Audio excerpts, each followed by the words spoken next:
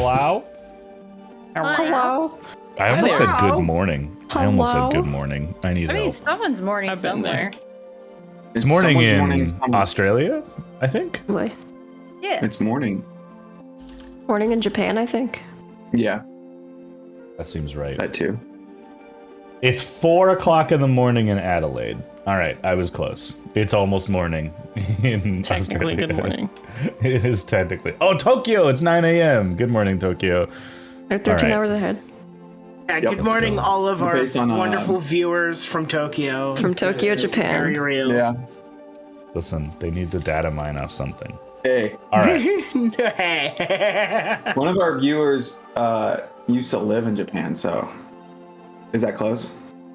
That's close. They tune in every once in a Enough. while all the time.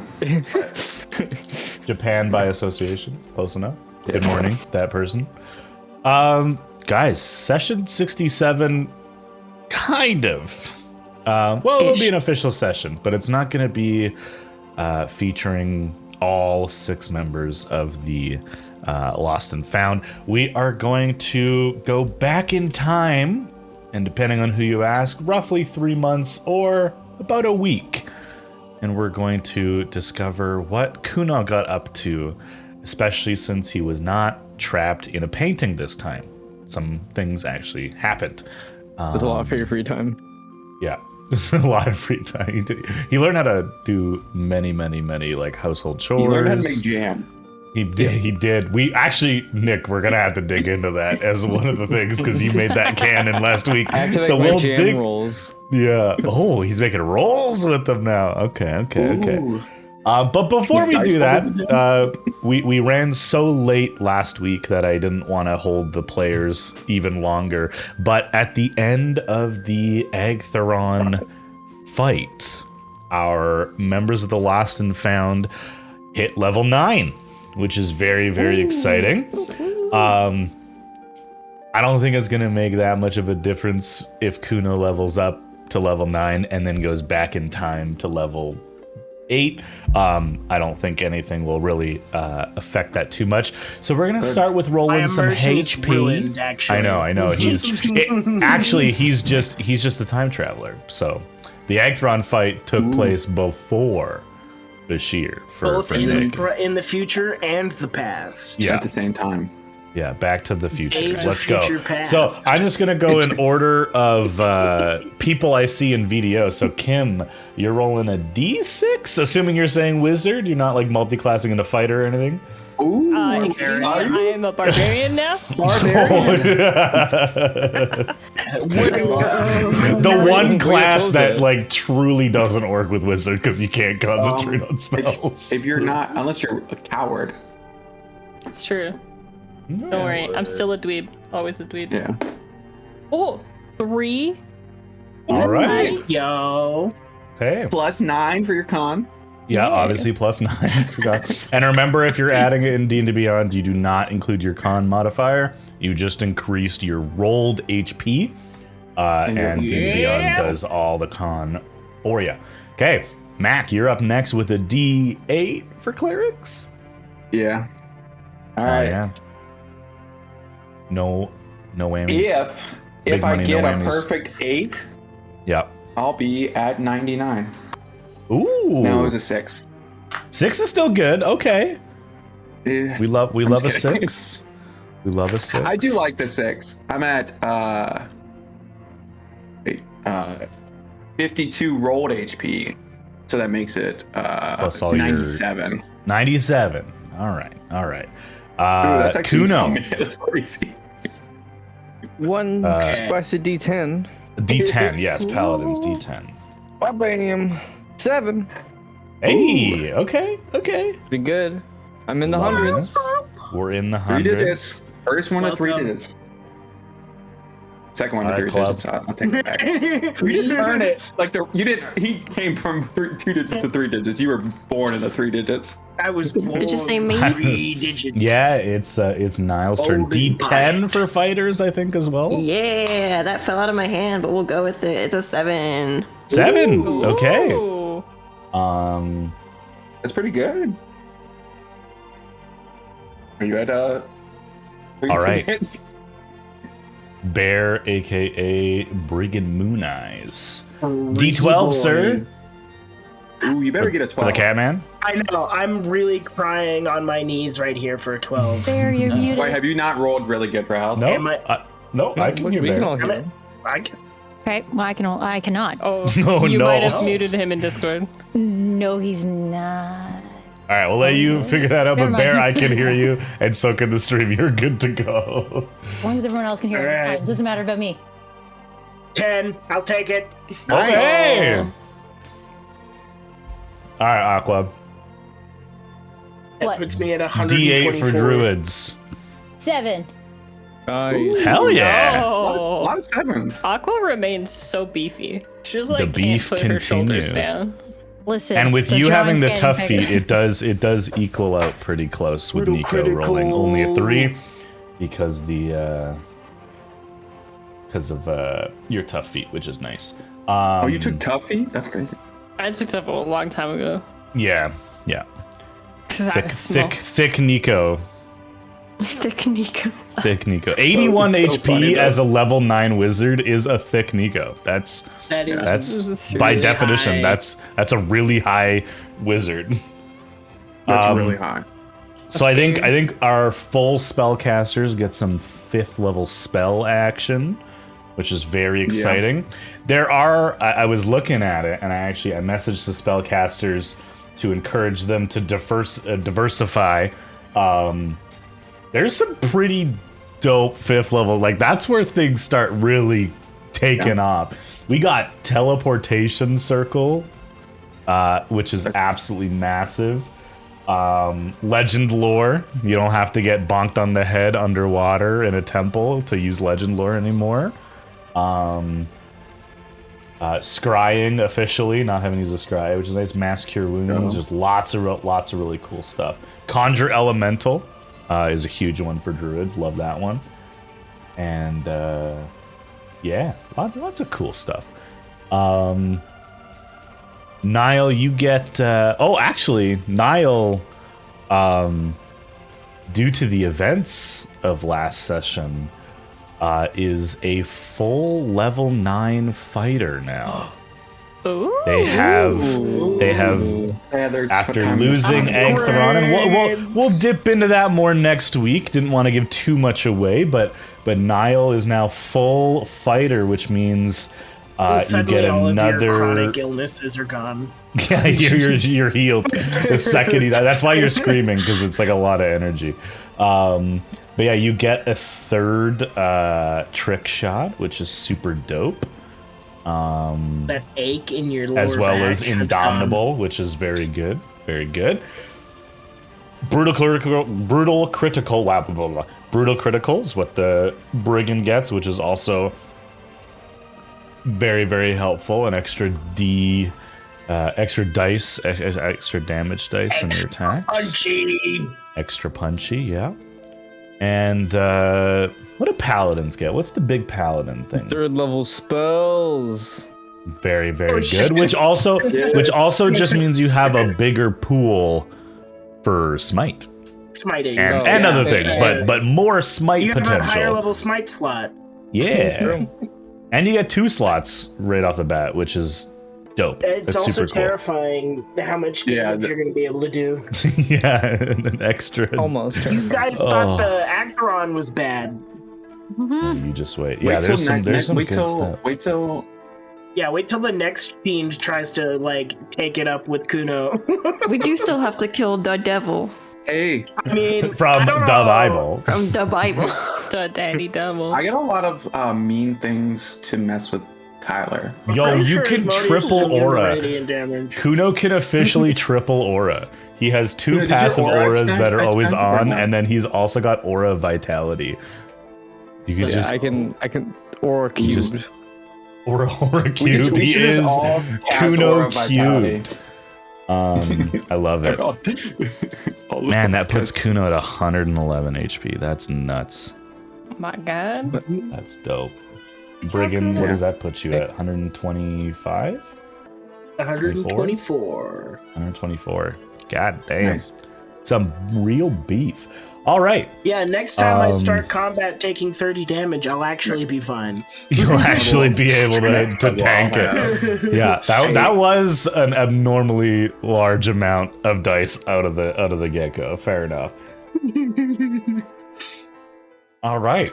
Well, bye everyone. the rest of the party is gonna go peace off, and me and Kuno Yeah, are sorry, gonna, we're not in this episode. they're gonna be in the peanut gallery, I'm sure, though. Yeah, there's pizza there. Oh, is there? There's Oh pizza. man. Yeah. Let's go. You better get All right. that quick before the janitor gets in, though. What? was? Janitor's always eating the snacks out of the break room, man. True, he hates us. I hate Yeah, that. he That deserves it. seems extremely unsanitary. All right. Exciting level ups. We'll find out how their players are going to use those cool new spells and stuff next week. We're going to dive into Kuno's 3-month vacation that he obviously had. So we'll do that.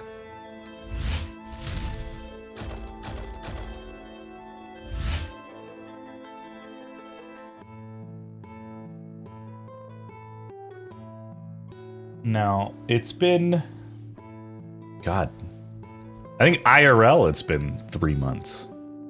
Yeah. Maybe a little longer. Left early May. Yeah, Quite early, early right? May. So let's call it May 5th to September 2nd. In terms of, yeah, so close 3.5, almost 4 months. Crazy. Yikes. Good to have you back. Thanks. It's good to be back. After watching the members of the Lost and Found, your friends, and in some cases, most cases, the family that you have chosen. You watch them step into possibly the most dangerous thing that Kuno could imagine. Literally watched your friends go to hell. The portal doesn't close after they leave. In fact, it seems to react to their arrival in this other world. You're standing on the blooded, sandy floor of the Colosseum.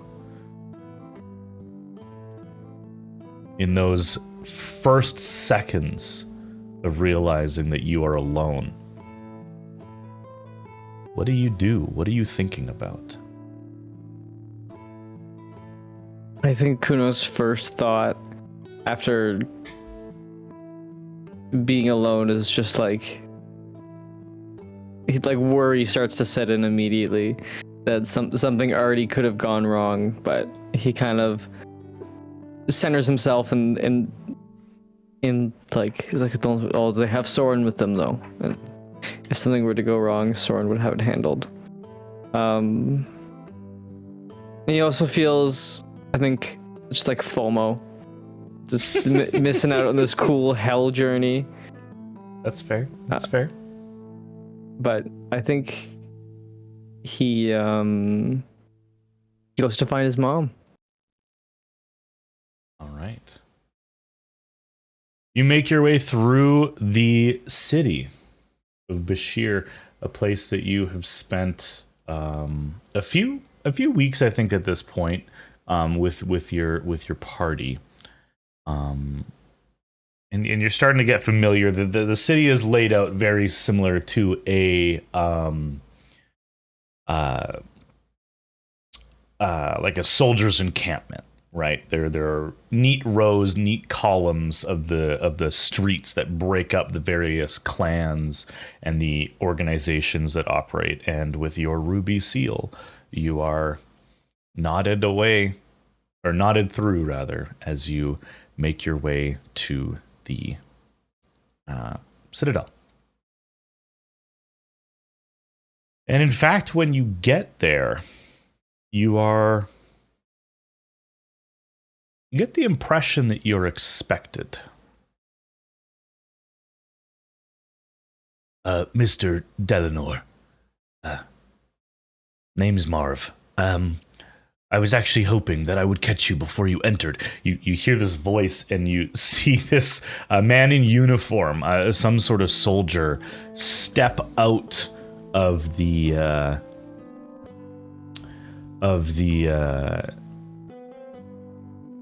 like side of the gate where you're approaching this main gate, and you can see like there's people who are kind of waiting to receive you, and this gentleman just kind of steps out of some sort of enclave on the inside and says this to you. A half orcish man, maybe in his early 50s, as he approaches and says this to you. You said your name was Marv? How did you find me? Oh, well, one of the mistresses let us know that you would be staying behind after your friends. You're member of the Lost and Found. Yes, after your crew entered the rift, it was told that you would be staying behind, and I was asked to wait for you, I suppose. Oh, well, thank you for waiting for me. Kind of nods, almost getting the point of bowing. Yes, can I just ask, what does it feel like to be able to command one's very blood? What does that power feel like? You know, you'd be better off asking my brother, but it feels very tingly. If I were to describe it, is you know, pardon my manners, but it's the sensation you feel when you have to pee, but throughout your entire body.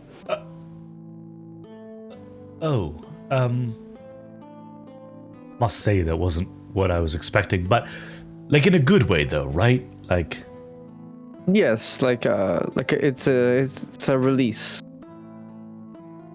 I see. I see sorry, I've disturbed you. I was just curious. No matter. I asked. I was asked to wait here and escort you to the council chambers. You have been given access in lieu of Mr.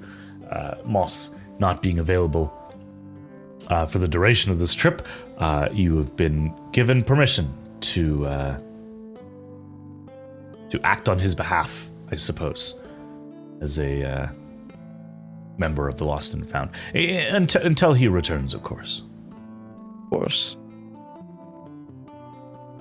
Well, very well. And he leads you through. There is a feeling in the air of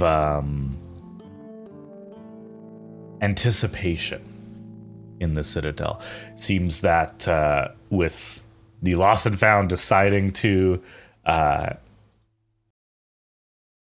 pay a debt that some people imagine you owe, but to pay back the city by helping them in this case, they seem very eager to see what happens. And also some definitely, like, as you pass, like murmuring like, oh, like why are you still here? Why have you been left behind? That definitely seems to come up a couple whispers as you walk through, but you're brought to the council chambers. And correct me if I'm wrong, if you remember, it's been a while. Kuno wasn't at the meeting, was he? I think I was away. I think you were away. So I think it was Moss, Soren, and Nico, I think. But it definitely, I think you were away. So you've never seen this room, but it is, it is a conference room. And just by happenstance, as you were led into this chamber, sitting down, seemingly scribbling in some scroll paper, is, well, to you, the clone of your brother. Oh, this guy. It seems Triton, right? Yes.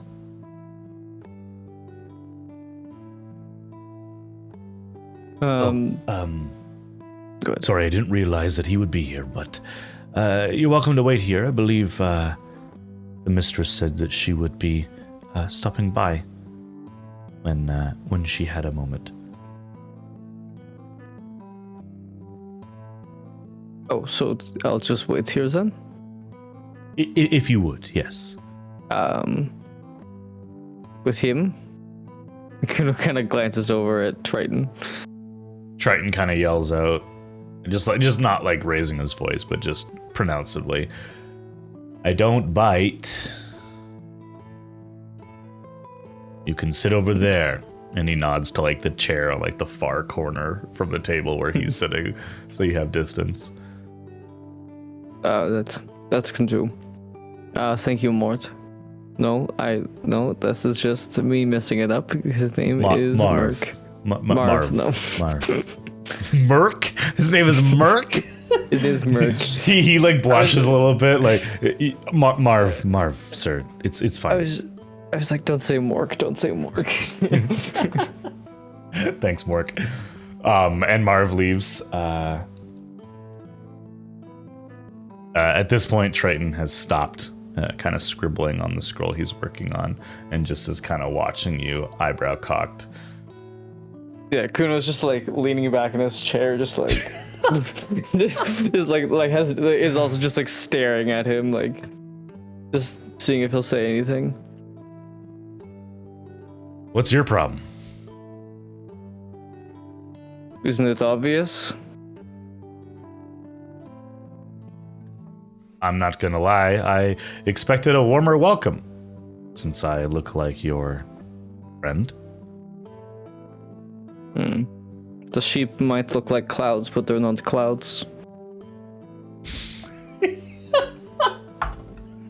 He raises his eyebrow again, just like, I suppose so.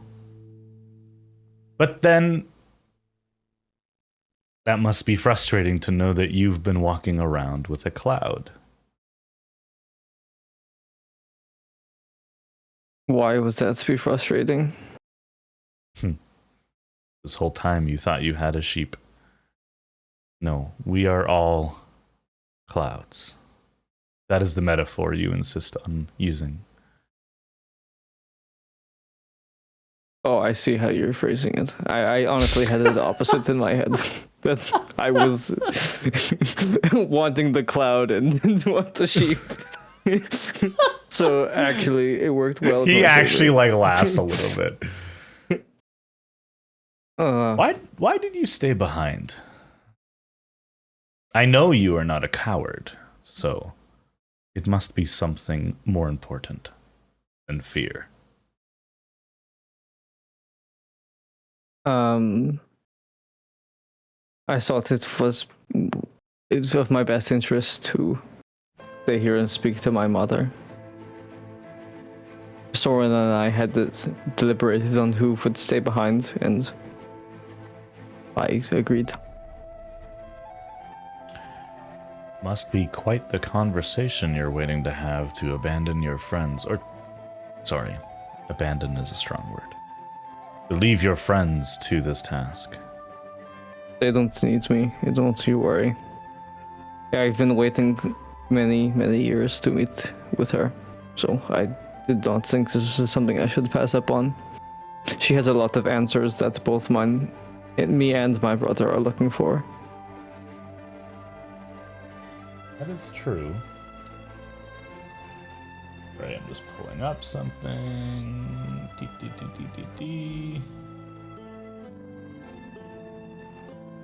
One thing I suggest you get through your head about Ayla is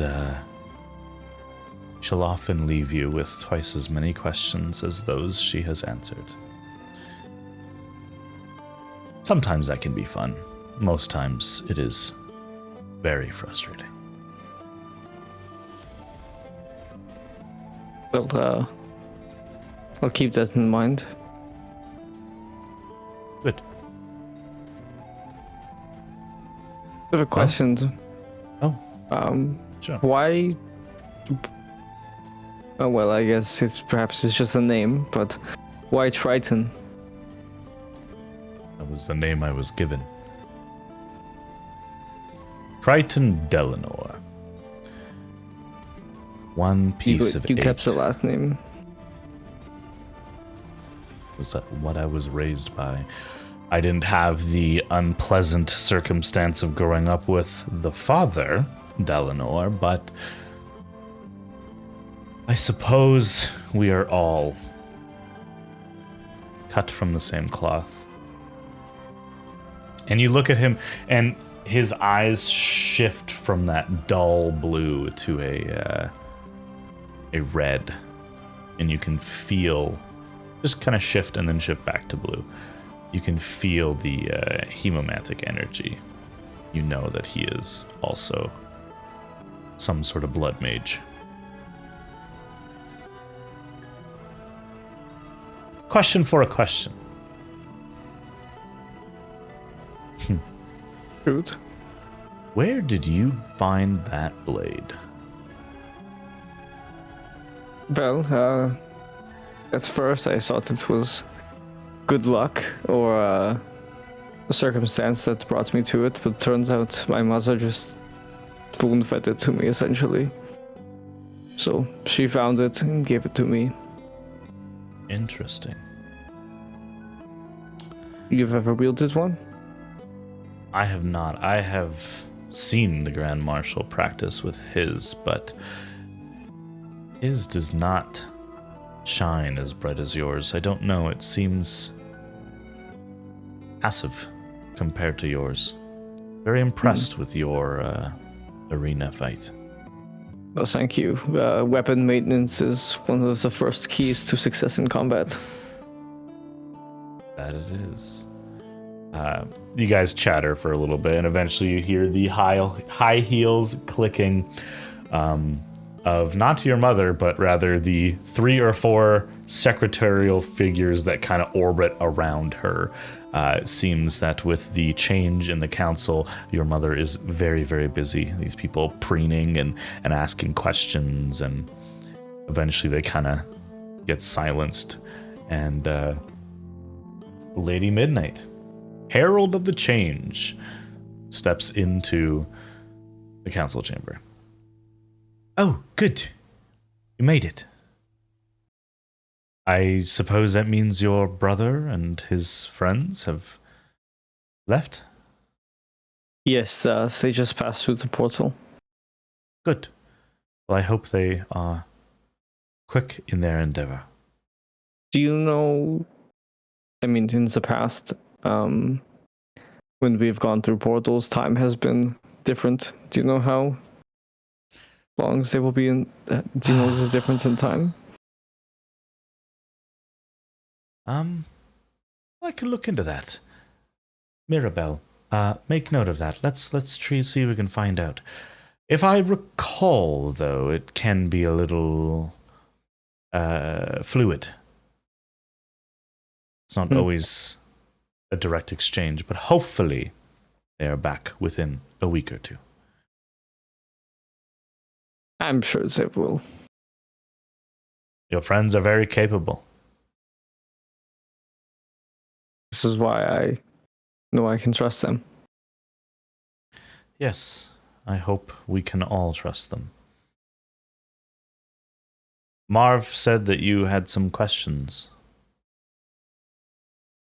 I love questions. Quite a few, but if possible, could you spare leaving me with more questions after the fact?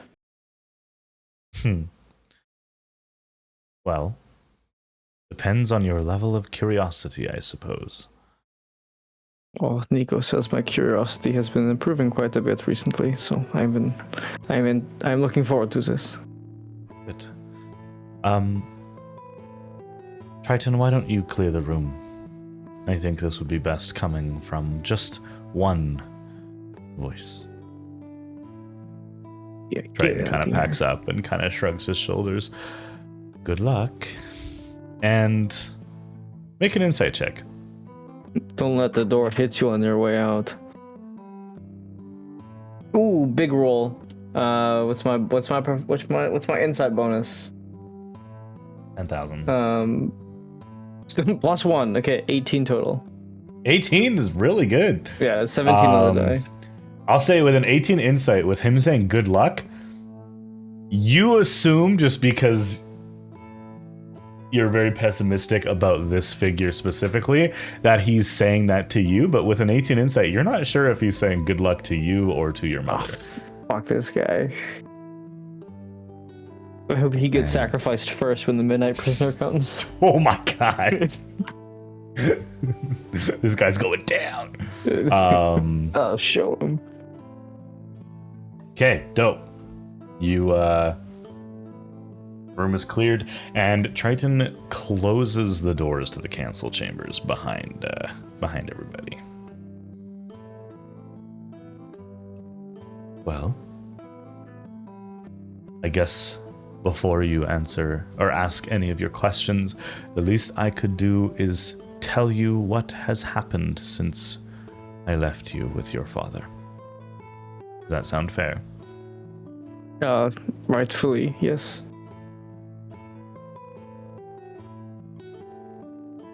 When you were but a babe, it was very clear to me and your father that you would be blessed with the same hemomantic energies that we had been working on with our other children. You see, you, Kuno, were the only child that I had for me. The rest, including your brother, including Triton, who has been with me the longest, were brought into this world to serve a purpose. That, I think, has become somewhat clear in the recent days. But even though you were the child that I wanted to bring into this world to carry on my lineage, even if it did get muddied down with your father, I had to leave you behind. The journey that I have gone on these past near or more than 20 years was too dangerous to bring a child upon. Not just you, but even Triton was left in certain areas and then retrieved. And even that was a great risk, but I knew I needed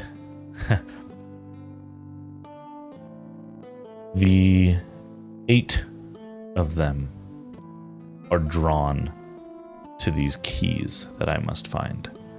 And so I knew I needed at least one of them with me to confirm. My entire life's purpose has been to find and unlock these doors. And I am finally in a position to do so.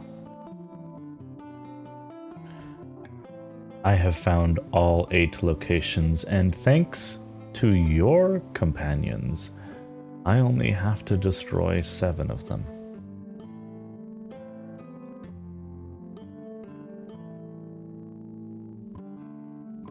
It has been such a long time since I have sat down and thought about family. but you have always been on my mind. The one child I would never sacrifice. The one child that I would sacrifice the world for. Can I make an insight check on that? Sure. I mean, I feel like she has a plus 20 deception. And that will... Alright, 4 total.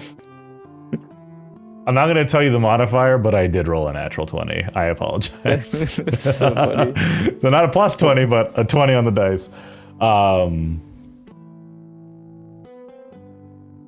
She does not break eye contact with you while saying this. She does not look away. She does not blush. She looks determined and pained. Has she looked like that at all since we've seen her No. again? No, she wears this very strong aura of authority.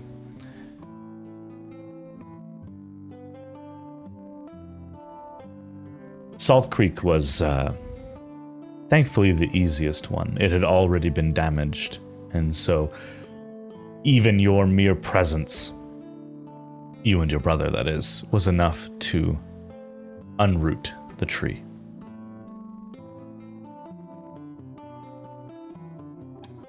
I'm hoping over the next couple weeks you will allow me to convince you to help me unlock the one that is beneath the city. For there is one in Bashir, and it has been located. We don't need to discuss that now, but I think being upfront with you is probably the only way you will ever trust me.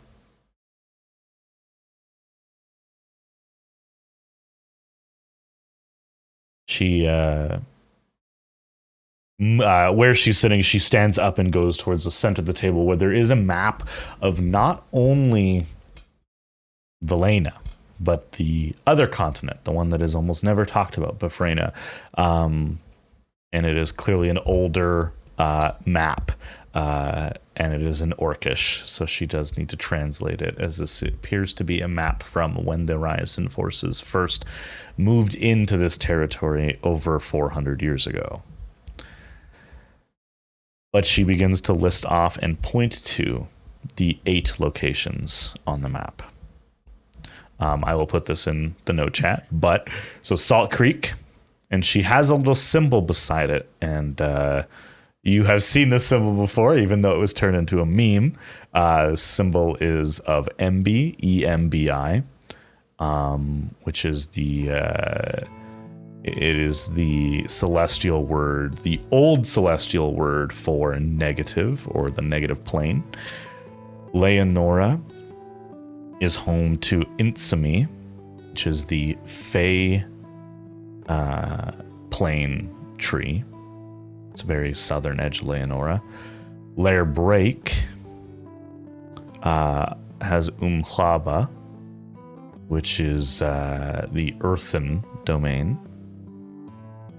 Irin, which immediately rings a bell to you. Irin is the closest city to where you and your brother grew up, because you guys grew up in like a castle kind of in the middle of nowhere. So Irin is the closest. Here, I'll circle it for you on the map, because it's got its full name on the map, but it is this guy right here. Oh, okay, I see it. Yeah, so that's Irin. You have Bashir, which has been discussed. There is also one in Millbury, which is the underwater one that you found with a guardian of... we just missed it. what was his name? I know Kim was able to help me find it last week. I put it in, it's in the chat somewhere. His name was... Yeah, great name. MoogleLatte. Thank you. MoogleLatte, the protector of the god of death. Then there is Sleetford, which she points to as a city on the far eastern coast of the eastern continent. So directly west of you guys, because the world is not flat. It is a circle. Or it is a sphere. So it's directly west of you guys. Sleetford is the capital of the Free City States of Basel. I think that's all you really know about. And then, without pointing at the map, she says that the last one is in Mosterborn. But she does not point it on the map. Kuno kind of looks down at the map, like expecting her to point, and Make a looks back perception at check. her. Just while you're looking. 6. Dix. You don't see it on the continent of Valena, that's for sure. Musterborn is not on these maps because when this map was made, the city was already lost. And so we are very concerned about being able to locate this one. We have sent scouts, and maybe we'll employ the fine services of the Lost and Found. Maybe assist with locating this at some point. Would Triton not be able to sense it? I thought you said the keys are able to sense its presence. I spent close to 6 years in Befrena trying to find it, and I was able to confirm a location, a city that no longer exists. We will find it. But it is great to know that 6 of 8 of these doors can be unlocked here, in this continent. Well, 5, that is.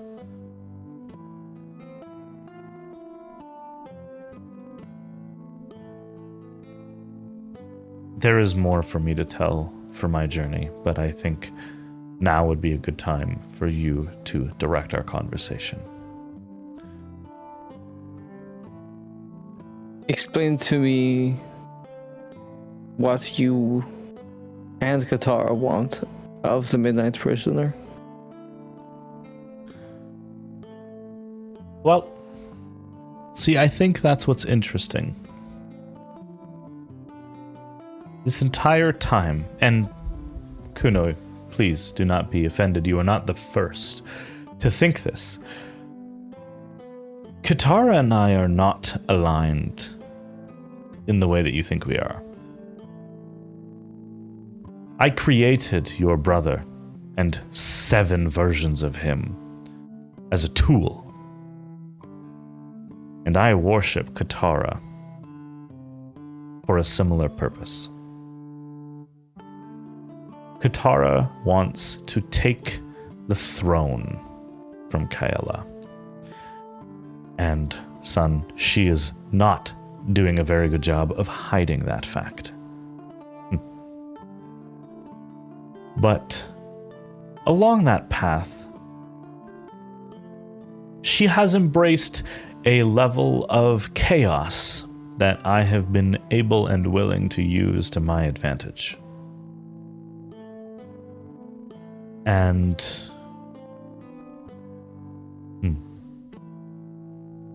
this one's a family secret, son. Katara is the only god that controls the blood magic that you and your brother have. None other that sit on the Pantheon even know its origin. And so, if things go the way the wind is blowing, the only magic left secure will be ours.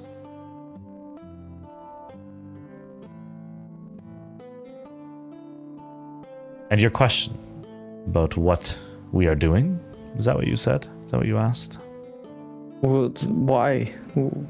What does the Midnight Prisoner have to do with Katara replacing Kaela? When I was a girl, which was a long time ago, when I was a girl, I watched my father grow old in 5 years, aging from a healthy, strong leader to a shriveled up, pathetic sack of meat. And as a girl, I was furious because I was told and I was taught to worship the very God who did that to my father. It is not discussed very openly because of the great shame and pain that the elves went through. But when Kaela left, thousands upon thousands of her mortal children perished.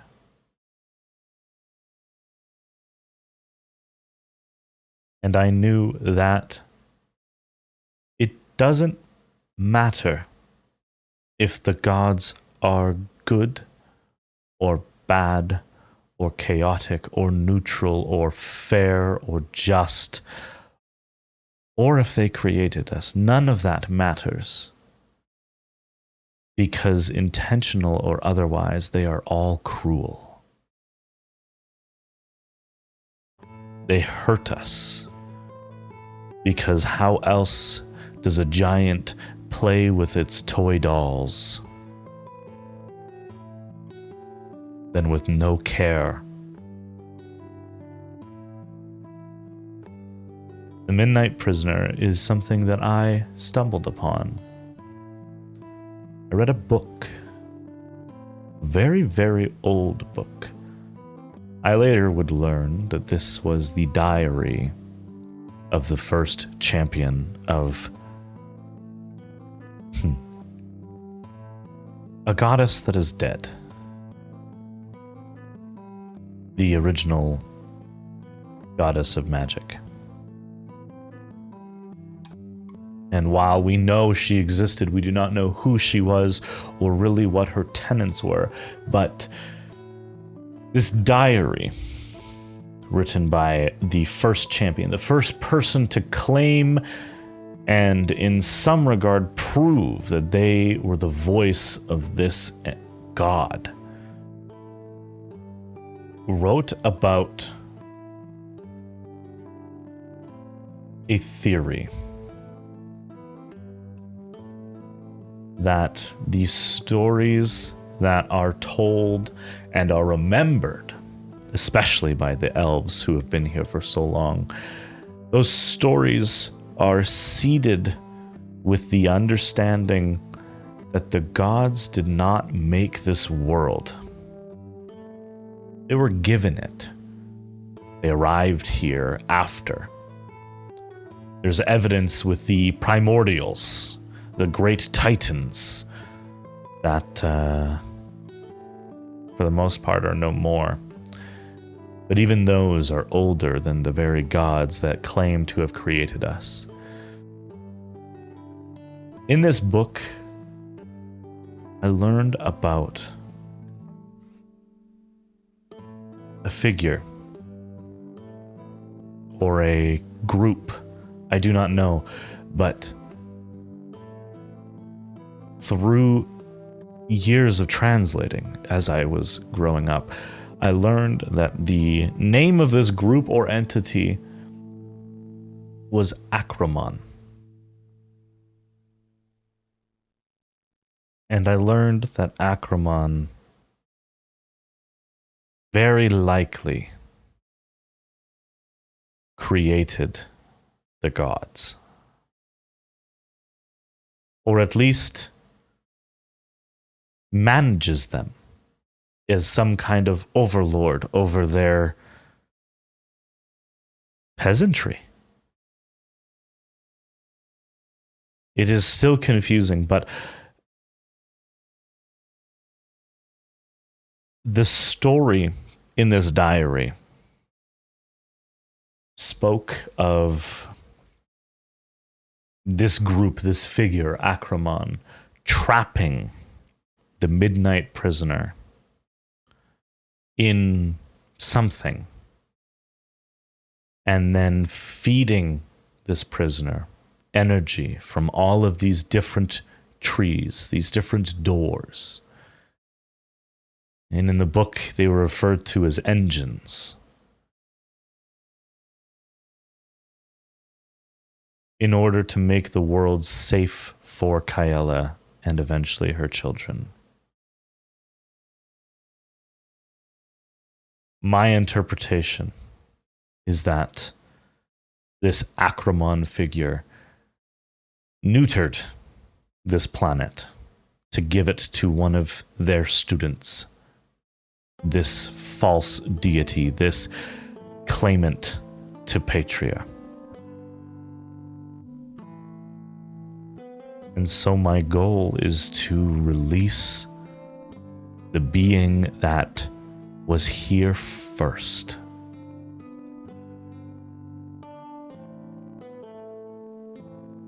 And hopefully will allow the balance of powers within the celestial planes to rebalance in our favor.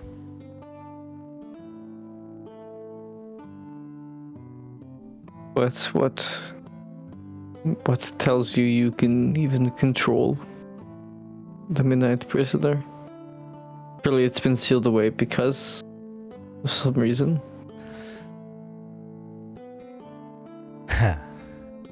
That is where, unfortunately, we are left with nothing but faith.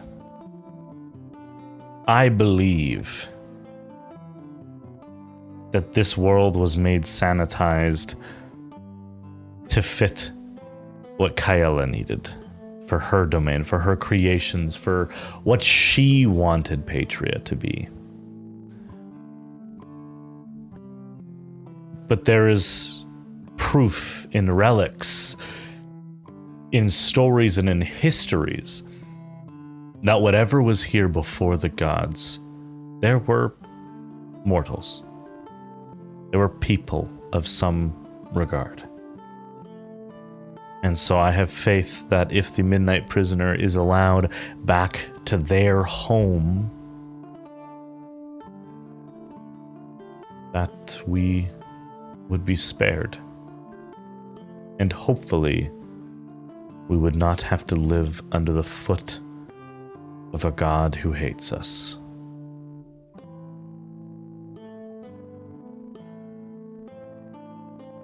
Kind of like sits back in his chair and like it's just like information overload.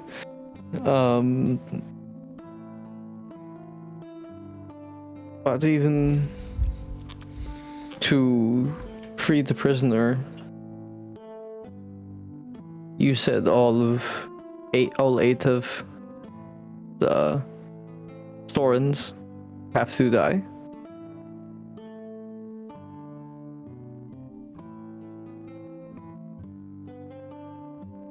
That was what I thought. But I am still trying to figure out how you and your group managed to destroy the one in Salt Creek. Maybe there is another way. I was led to believe through my research that it was the blood of a pure-born hemomancer that would allow the tree to crack. But maybe there are other powers that could do it. We are planning on trying a few things, including the Grand Marshal's blade. We're hoping that it will have some sort of lasting impact on the tree.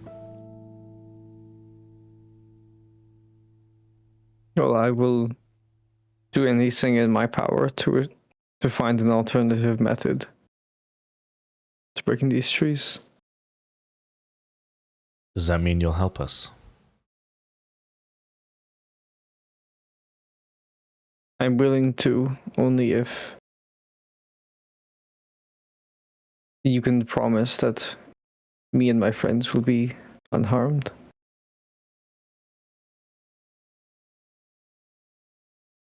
I cannot promise that in this cruel world your friends will be unharmed. I can promise that they will not face any danger from me or my allies. We do not need to be in this together. You are my son. I encourage you to seek your own path. But your brother has a part to play in all this. And he is expected to perform admirably. If that means we can save your Soren, then I am all for it. I am not a violent woman. I know I may have shown some of my harsher realities, but the voiceless are... They are what they are called. The organization was founded to bring people who truly felt like with the weight of the gods above them, they had no voice in this world. They were brought together to find their voice. And we are beginning to sing. The trees, all but one, have been located, and soon only one will remain. And we will find it.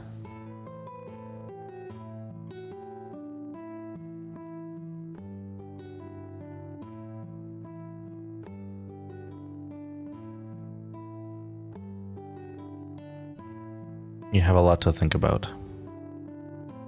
I wonder, as you know, there is a tree located at our home. In Iran, yes. How do you expect to, well, at least how does Faza interfere with all of this? Why is he against the freeing of the Midnight Prisoner if he was not a part of the original agreement? Might be hard to believe with how you were brought up, but your father is nothing more than a lapdog. He got cold feet. When the time comes for Iran's tree to fall, your father will step aside. Or be stepped aside.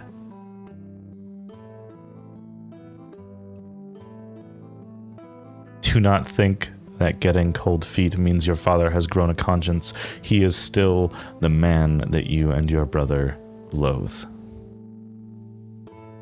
But I understand that he is still blood.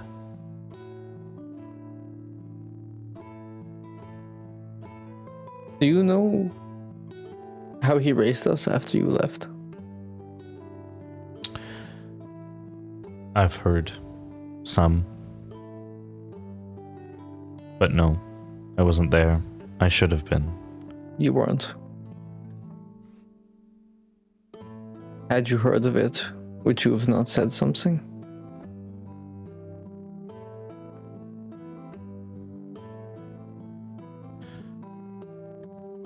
No amount of apology will earn myself forgiveness. But I truly believed, and I think I still believe, that fate was still better than if you had been commanded across the world with me, facing danger, never knowing when your next meal was, living in fear of the darkness. But I could be wrong. I made a choice. Everyone has to make them.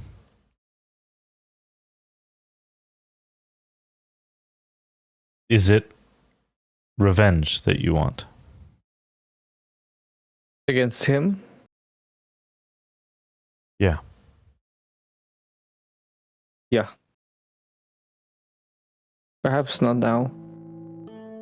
But I do want him to know what he did. Well, I will leave it to you and your brother, but I will tell you that he is not a protected member of this organization. No one will interfere with my son.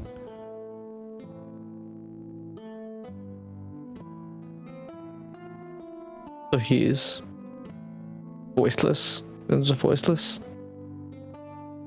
Don't know what he calls himself anymore, but he was. Yes.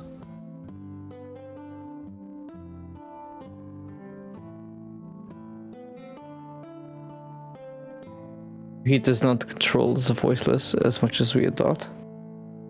No. That was me. And I think that you thinking that proves my point. He got cold feet. He made me the bad guy for leaving, and I was. I'm not evil.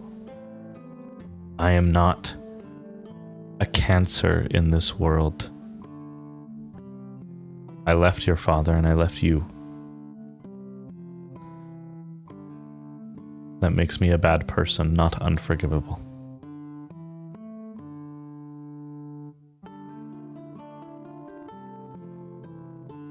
I think one day I can forgive you. But I don't think I have that in me yet. I understand. Spend a couple days in the Citadel. Some of the advisors are pretty sure we're going to have to evacuate the eastern half of the city if your friends are not back in a couple of days, which is unlikely. The portal has already shown itself to be growing in intensity and size, so you might as well stay safe here. Plus, that blade of yours. I did not spoon feed it to you.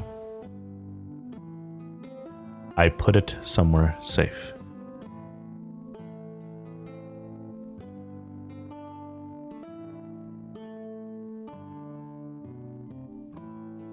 Do She you... kind of...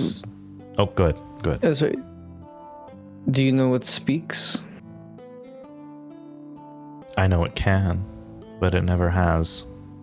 Not to anyone who's wielded it before you, not in a long time. The Grand Marshal's fairly frustrated. Where did he get his? Well, at the height of my adventures, I had 3. I gifted one to Lord Armanel and asked him to keep it safe.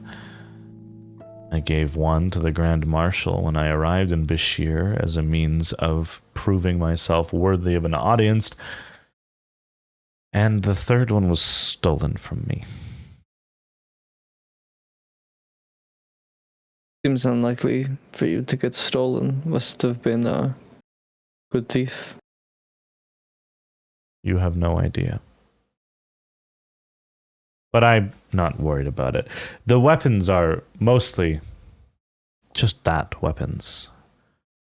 Together they are something else, or can be, if the lore around them is correct. Spend some time with the Grand Marshal. Exchange notes, maybe. I think I will.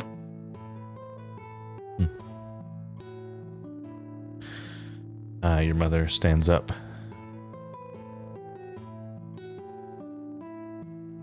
Listen. I know you were left behind here to learn everything you could about me. I know you wanted to stay so that you could learn everything about why I left. I will hide no secrets from my blood anymore. But I ask in exchange, put everything aside your father, your brother, the members of the Lost and Found. Put it all aside while you are here with me, and be my son. Learn what it is like to be the son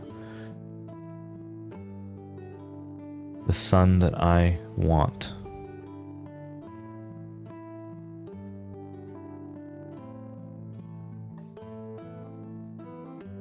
And with that, she leaves. Okay.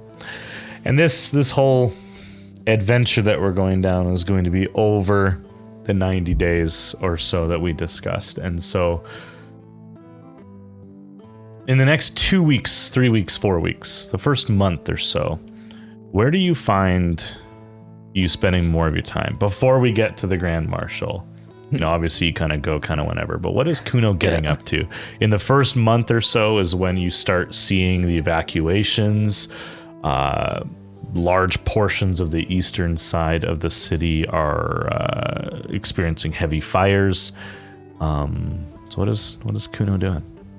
At least 1 or 2 days, Kuno will leave the city and explore. And since it is spring, we'll see a numerous amount of wild berries and wildflowers.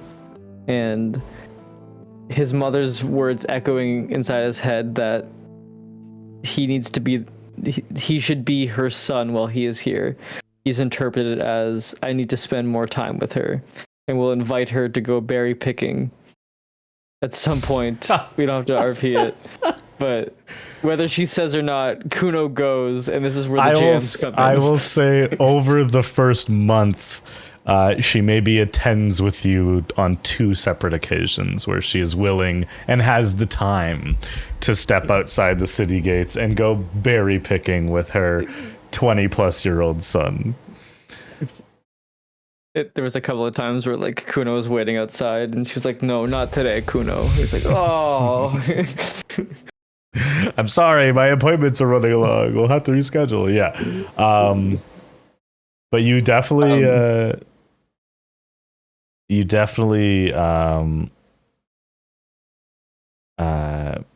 you start making jam. Yeah, that was just like to get that out of the way. I think, especially after the conversation with his mother, Kuno would go find the Grand Marshal. Actually, I think he would speak with Kelsine for a while first. At least have a couple of conversations to prepare himself to speak to the Grand Marshal, to just to learn more. And yeah. Kuno might even find some secluded area outside. Maybe on one of these berry picking expeditions. On some of the expeditions where his mom said she wasn't going to come with him, Kuno took the opportunity to he make a little almost training ground in the forest, hang some logs from some upper branches and practice some slices and. Yeah, so just the thought of you picking berries with a massive, it is technically a dagger at this point, but this massive sword that looks straight out of Soul Calibur or something while you're picking berries. Give me a perception check.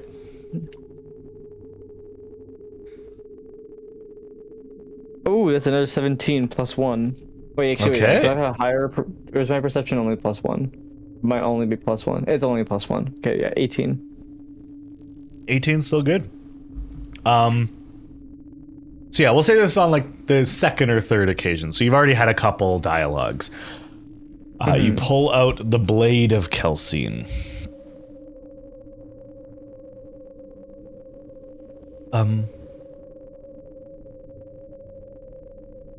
Did you bring company, friend? No, company didn't want to come this time. Oh.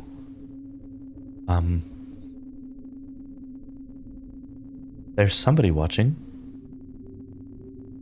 And Kuno kind of like the whole time he was just like looking at his feet, kicking stuff around, and kind of like looks up and kind of checks around him, and he'll use a divine sense in the moment to like.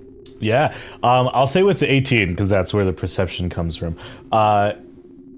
You not only clock someone, but you do it in such a way that you don't make it obvious that you've seen them. Oh, that's a first. So you can't, yeah. You don't. You're like, oh, you're like doing a drive by. You look, and behind one of the trees, not hiding. They look like they're just behind some of the foliage, and they're kind of working with their hands. You see a woman, not your mother, blonde, mom, a blonde-haired elven woman, dressed in like a long. I gotta get my colors right. Hold on. It is. So much lore. Alright, please hold. You gotta know what color the dress is. It's important. It is green. It is a deep, ivy kind of piney green cloak. And the Blade of Kelsine. They're pretending not to look at us, but they definitely are. What did you want to talk about?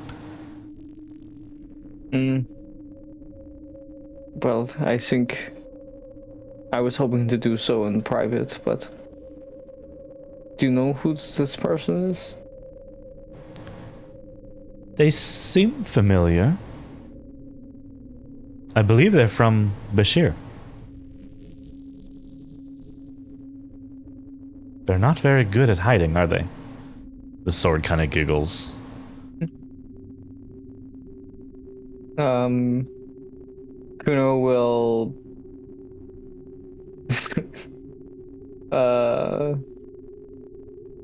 Kuno will try and break eyesight with them and then try and sneak up on them as well. Can't make a stealth check. It's a 10 total.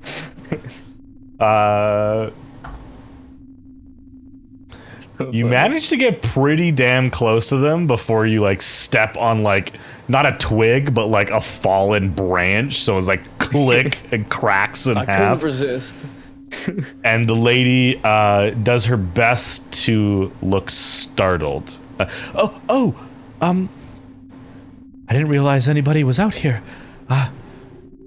Good day, sir. Picking berries. Really? What do you do with them? I make gems, but I don't like when people lie to me. But could you tell me why you've been following me?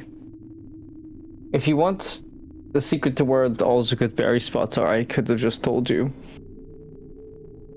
Are you trying to be intimidating, or is this just Kuno being a little socially inept? This is just Kuno being socially inept. I think maybe he's like trying to be like he's not trying to be friendly, but he's also trying not to threaten them. Gotcha. Okay.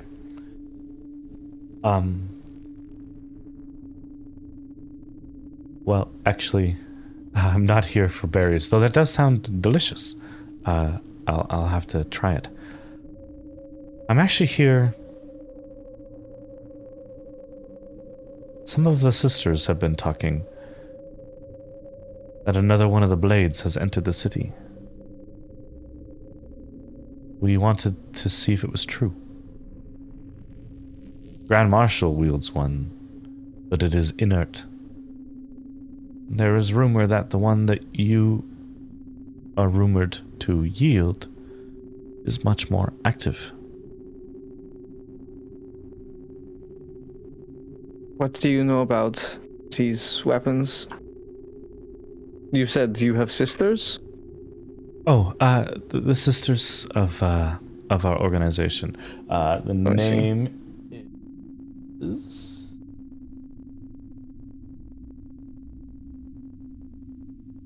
Oh, it's the place that Aqua and Nico went. It is...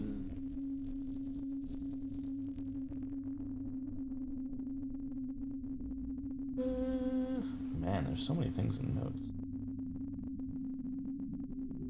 The lore vault. My name is Astoria. I am the curator of the lore vault.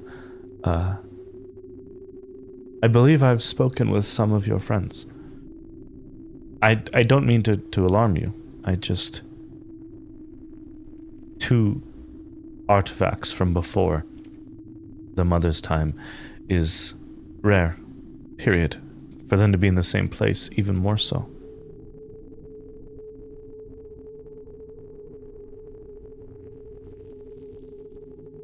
Well, I'm not sure how these rumors have spread, but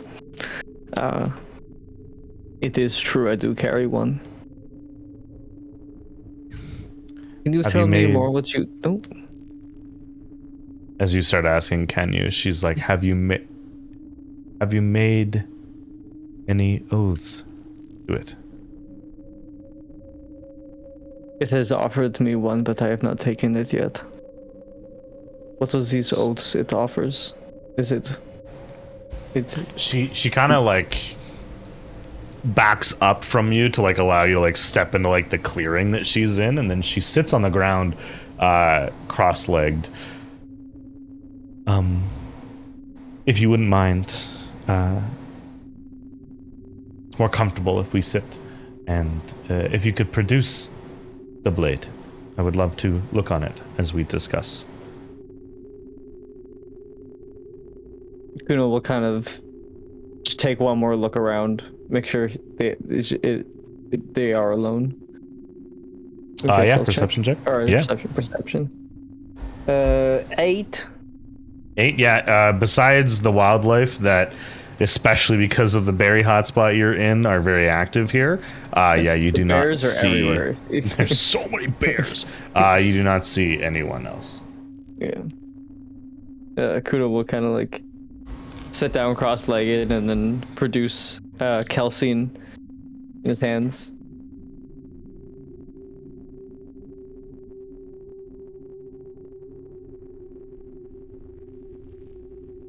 Were you able to discern the previous wielder of the blade?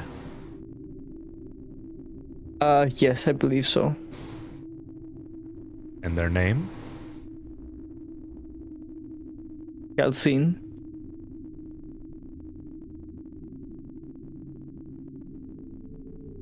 Does that ring a bell? Sorry.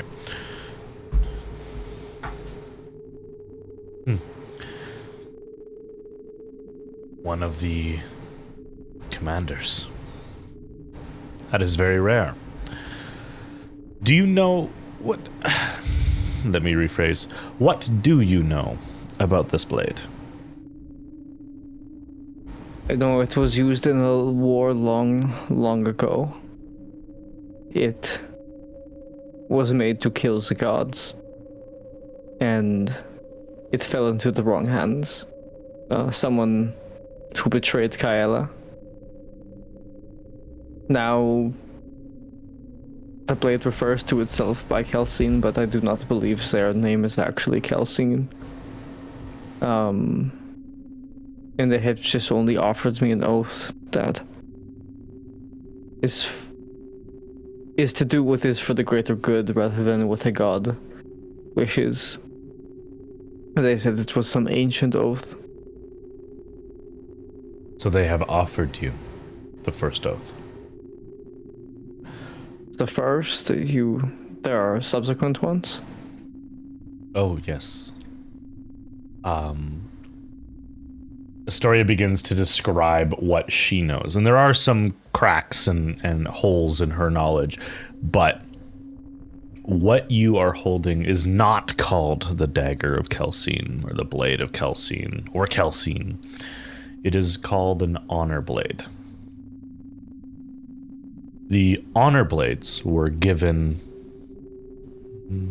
created is a tough word because there is no history of their creation.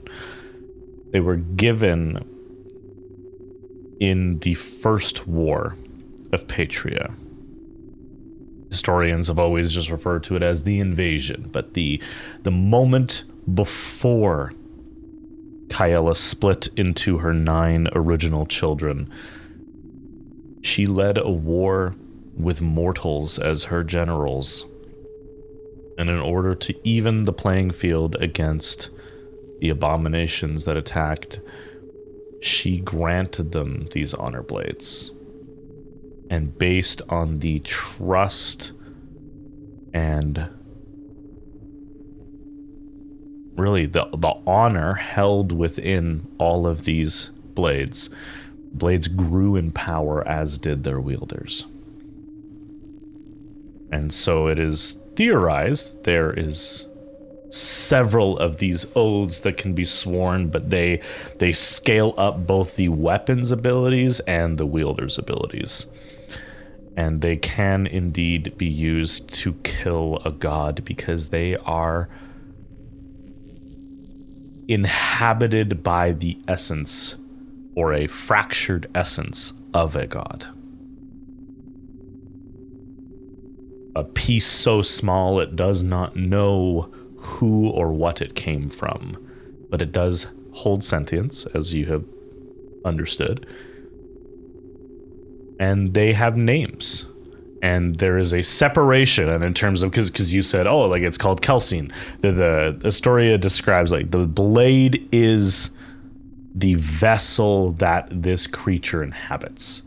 And so the blade is called an honor blade, and then you do not know the name of the creature that inhabits it. It has called itself Kelsine, likely out of confusion or memory loss, but that is what you have called it.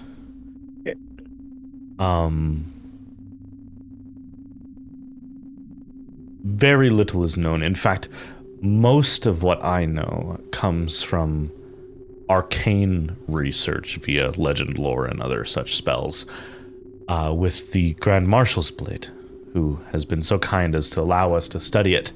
I think he hopes that we can find more, but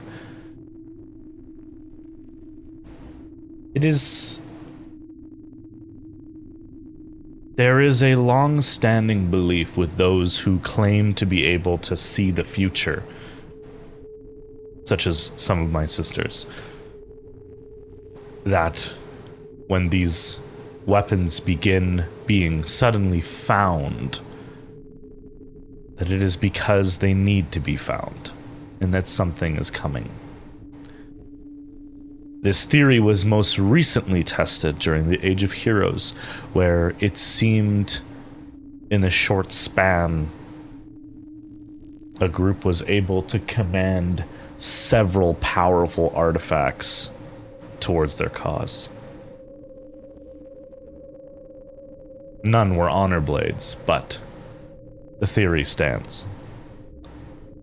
Power returns when power is needed.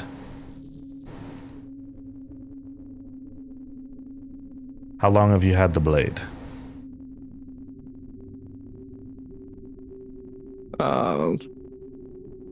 Less than a year.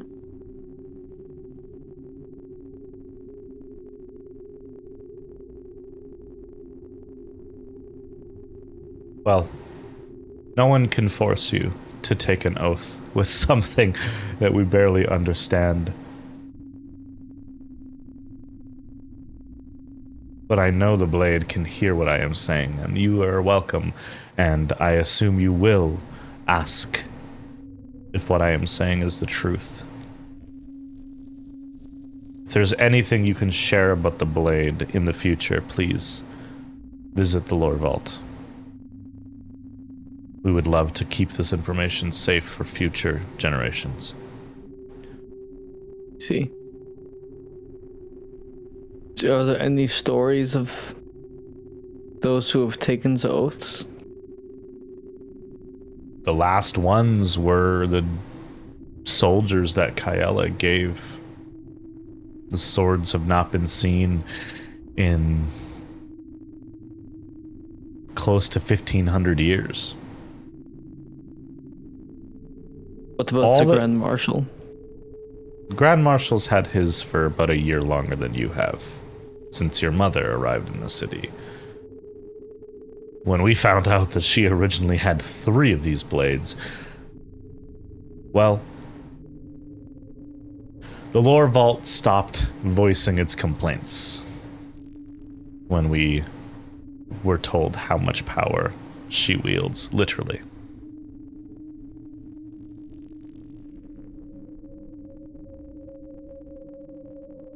There is danger in such power.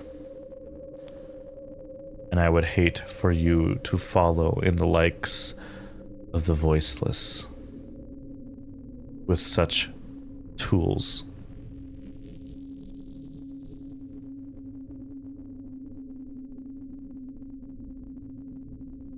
I think your blade is waiting for you.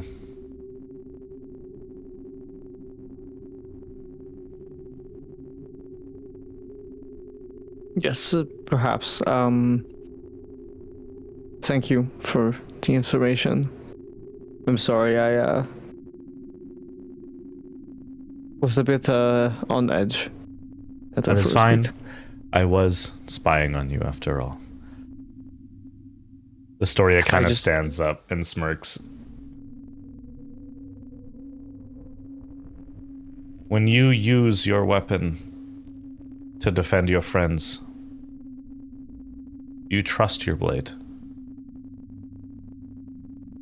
I suppose I haven't really thought about that much.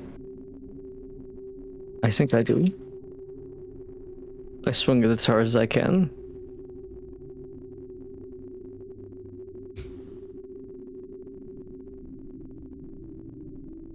She just kind of looks at you for slightly too long and then shrugs.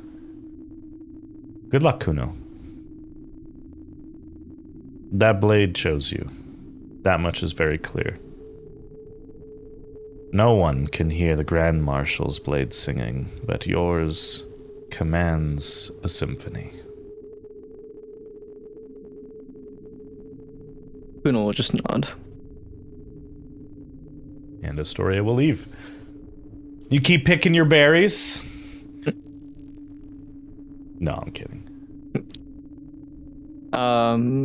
After Astoria is gone, Kuno will bring out Kelsey and thank you for telling me she was there.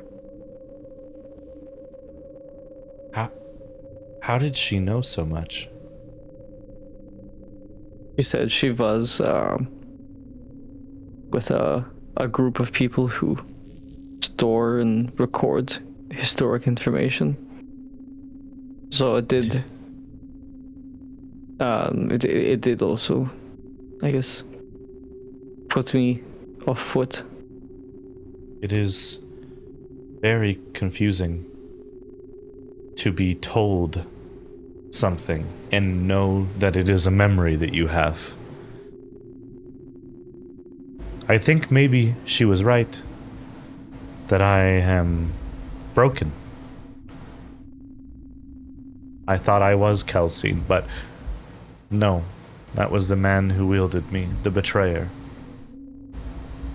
I am something more than that, I think, but I do not remember yet what or who. She is very scary, I think. Are you scared? Of her? I don't know. I worry that one day the wrong people will come asking about you, and they will try and take you from me.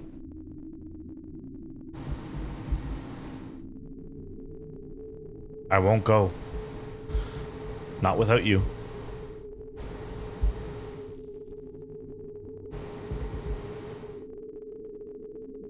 What she said about the oath. Have you thought about that? Yes, I consider it. I worry it will interfere with the rest of my beliefs. I worry that Kyla may look down upon it.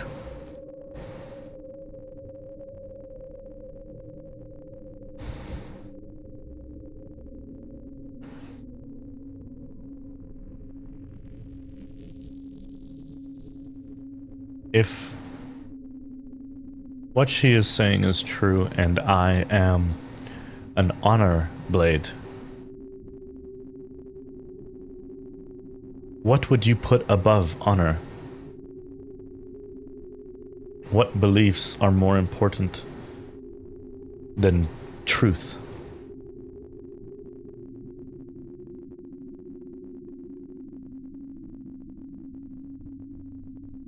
In my experience, blood.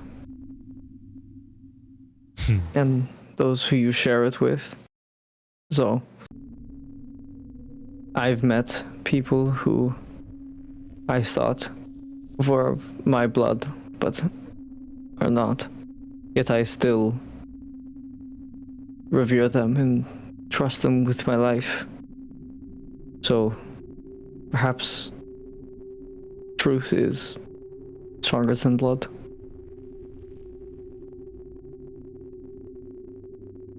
The truth is that you have made your family. You weren't born into one. You and your brother. Nothing that woman said changes that. The truth does not change who you consider your blood, I think. You have strong ideals. You have strength.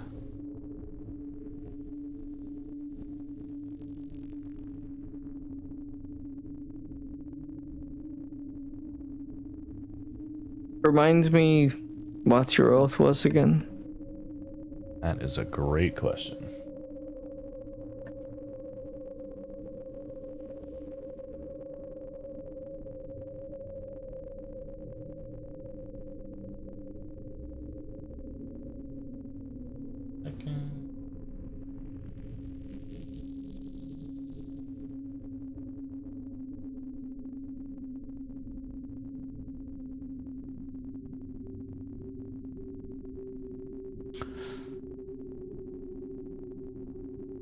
You must swear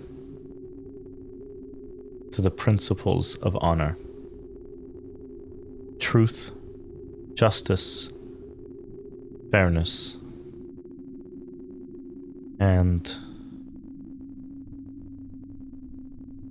I suppose in your unique circumstance, blood. You must protect these things as if they are one with you. And indeed, by giving your oath, they become one with you. You will be a blade of truth, of justice, of blood.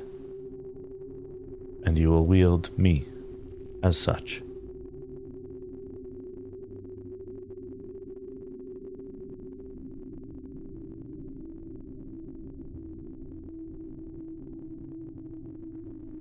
Do you know what your future oaths are?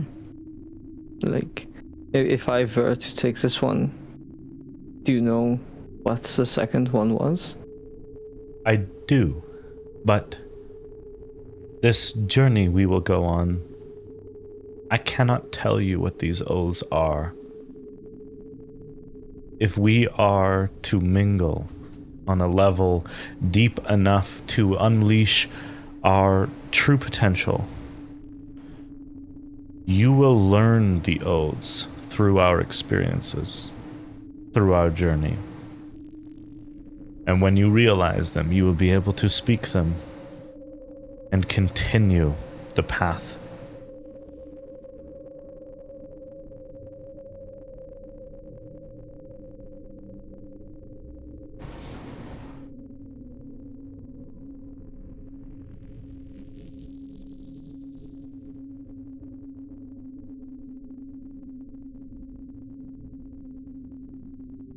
I will think on it more.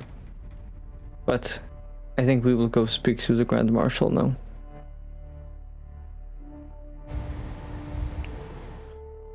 The blade doesn't respond, but you get up, grab your equipment, and unknowingly follow in the footprints of Asteria as you head back to Bashir.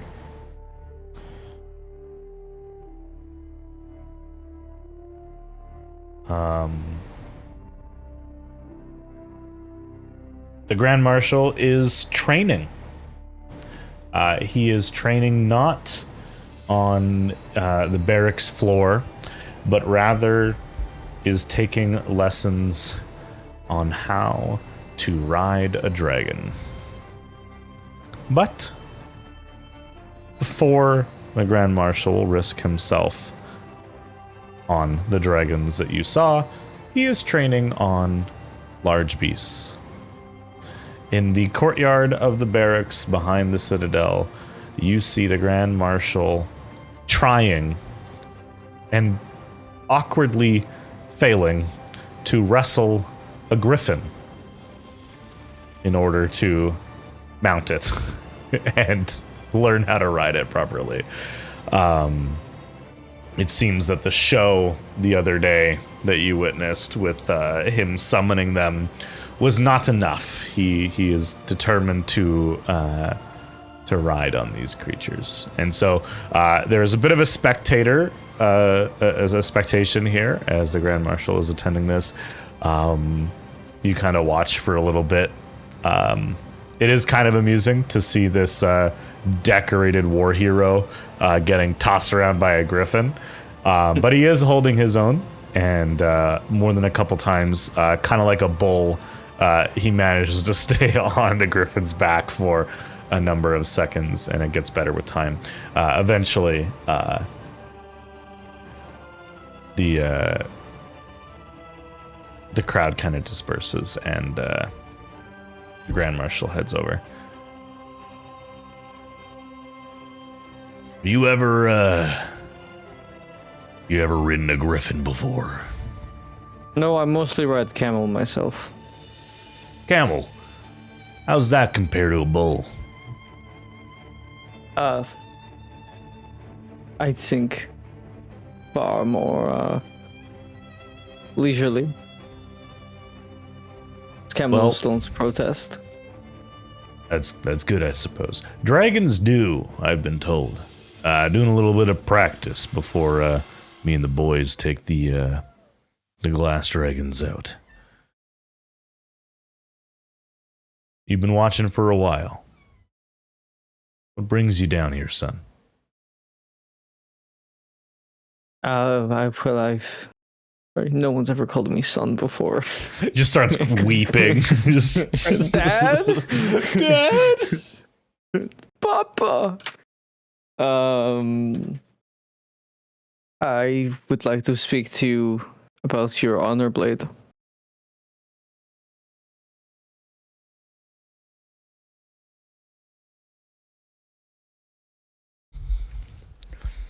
He nonchalantly draws the blade, and you can even see, and you don't really know what details you're picking up on. It's almost like subconscious, but you can tell that his blade is dull compared to yours.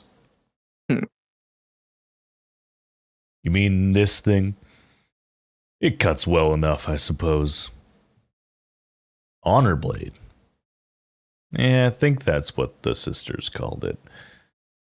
Doesn't seem to be doing much honor. It's I have, yes. I allowed the sisters to study it a number of times, but well, here it is. It's a very nice gift. I appreciate the mistress for giving it to me, but it doesn't seem to be anything too special besides its extreme lightweight. It has not spoken to you? Spoken to me? This blade? No, it's nestled somewhere in my heart, that's for sure. But it has not granted me an audience. Now, has yours been speaking to you? On the occasion, yes. And are you sure it's not inhabited by some evil demonic being? I'm sure of that. It, in fact, wants to speak to your blade. Well, good luck. Like I said, it hasn't said much. Makes a nice sound when it cuts through a man, but It does. that's about it. I agree with that. It's a weird, like, sucking sound. You can't replicate it. It's a sound played in reverse. I hate it. It's awful. You gotta find a sword swoop noise and then just reverse it. That's what it sounds like. It's so good. But But yeah, he kind of just like hands you the sword. you know, it's like he kind of like looks at it and he like runs his finger along it and like picking out the gunk on like the grooves. Like, you know, weapon maintenance is not one of your priorities, and it really shows. No, Excuse he me? didn't say that loud. Okay. No, nothing. That he's just mumbling. You don't realize that you said it out loud yet. Yeah. And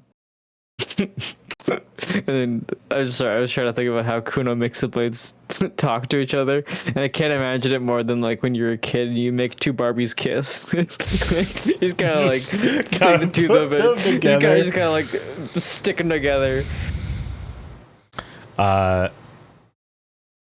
No, it's not two Barbies kissing, but it does seem to cause a visual effect that you and the Grand Marshal both appear to be able to see. Almost like sparks, but little beads of like sweat start leaking off of his blade and turning into this like bright orange light. And instead of it like dripping off like blood, it kind of runs down the hilt of the blade where you've kind of like made them touch while you're kind of doing this, and like they're touching at the hilt, and runs in, and you can feel the power entering your sword. I think. No, I know. This blade is not a cousin. It is not family. It is me. Why was I broken? Why was I reforged? You can't and it's just this muttering talk, and what you're getting out of it is the reason why these are both classified as daggers rather than larger weapons is that someone in the past re-smelted these blades into two weapons. And through this kind of effect, and it's kind of like your sword is gaining some energy, but it's not like an immediate transfer. Like his sword doesn't disappear or anything, but you get the sense that what the blade of Kelsine is saying is that this blade shouldn't exist, and that it should be one blade. All my memories, all my name must be in this blade. That is why it is so dull. It does not have any bit of consciousness. It is a book. It contains answers, not life. This blade is wrong. This blade is me, I think.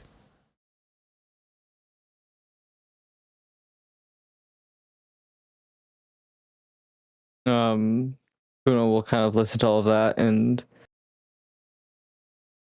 it appears your blade was never going to speak in the first place. It is not you, don't worry. Well, no shit. It's a piece of steel, son. What are you... It's not a piece of what steel, is- it's a book. No, I'm pretty sure this is a piece of steel. What is it doing there? And he kind of points to like the weird beads of energy. What are you sucking up my... What is... I am doing nothing. I know this blade was cursed. I'll take it off your hands if you don't want it.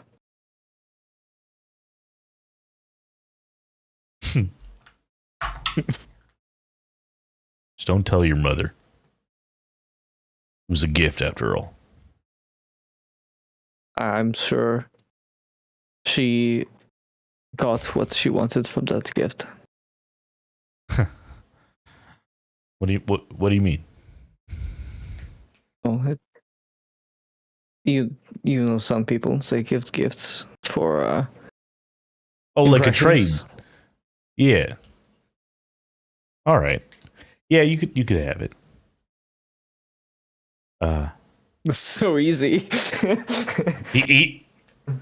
Again, you heard this Yeah. man give a Yeah. very, very powerful speech that clearly was teleprompted to him, because this It's guy true. is just like a military jughead for sure. Yeah. Yeah. Smoke and mirrors, right? But no, you take the blade back, and for the sake of moving things along, it takes. Okay, bye. And then just Okay, runs off. just friggin' Naruto runs out of the arena. Yeah. I got both of them. I got both of them. For the next close to 6 weeks, as you give this blade to your trusted blacksmith who crafted your armor, the painstakingly complicated pieces, as you realize your blade, the blade of Kelsine, is talking to the blacksmith, basically watching the blacksmith do open heart surgery on the blade and be like, no, this, like, it takes weeks and weeks. So during that time, as the city is slowly evacuated, during one of the council, the days that you're in the council chamber for any various reason, talking to your not brother, talking to your mom, you're in the council room and you hear discussion of, sorry, I'm keeping it kind of like TLDR because there's a lot of kind of weird political stuff, but what you gather is the various governments and heads of state of city-states and countries and regions all across Valena and the other continent are planning a meeting.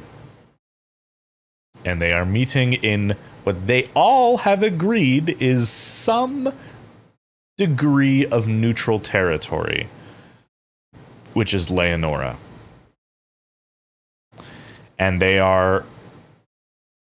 This part that I'm about to tell you takes some getting. You got to pry this information out of your mother a little bit, but over some of the conversations that you and your mother have, you learn that in reaction to what Bashir has begun, which you all were here for that session where Bashir is sending out ambassadors, including yourselves. You guys are also supposed to go to Leonora and try and get them to join the cause. Which is to stand against the gods. This council has been called to Leonora to discuss what that would look like should it happen. And that's a couple months away. It is going to be a little bit before that happens because it takes a long time to get everybody in one place. But you managed to pry that out of your mother in one of the days that you are semi-interrogating her for answers. The last scene that we're going to do, so before we get to it, but the last scene that we're going to do is you visiting the tree beneath the city. And so before we get there, anything else on the list? Any other questions for me, for your mom, for Triton, for Astoria, for your blade? Anything that kind of comes up on the list? And then, of course, I'm sure we'll have some self-discovery stuff in the sessions as we continue with Bashir.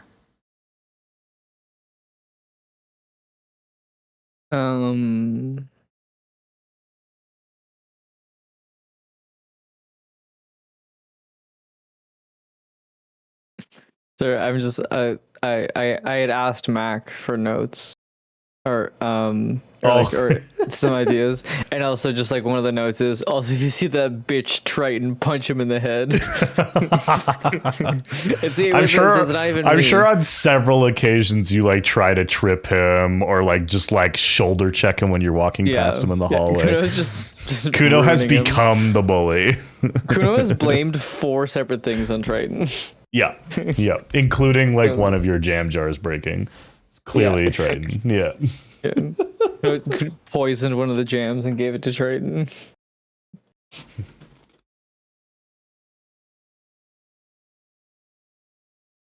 All right.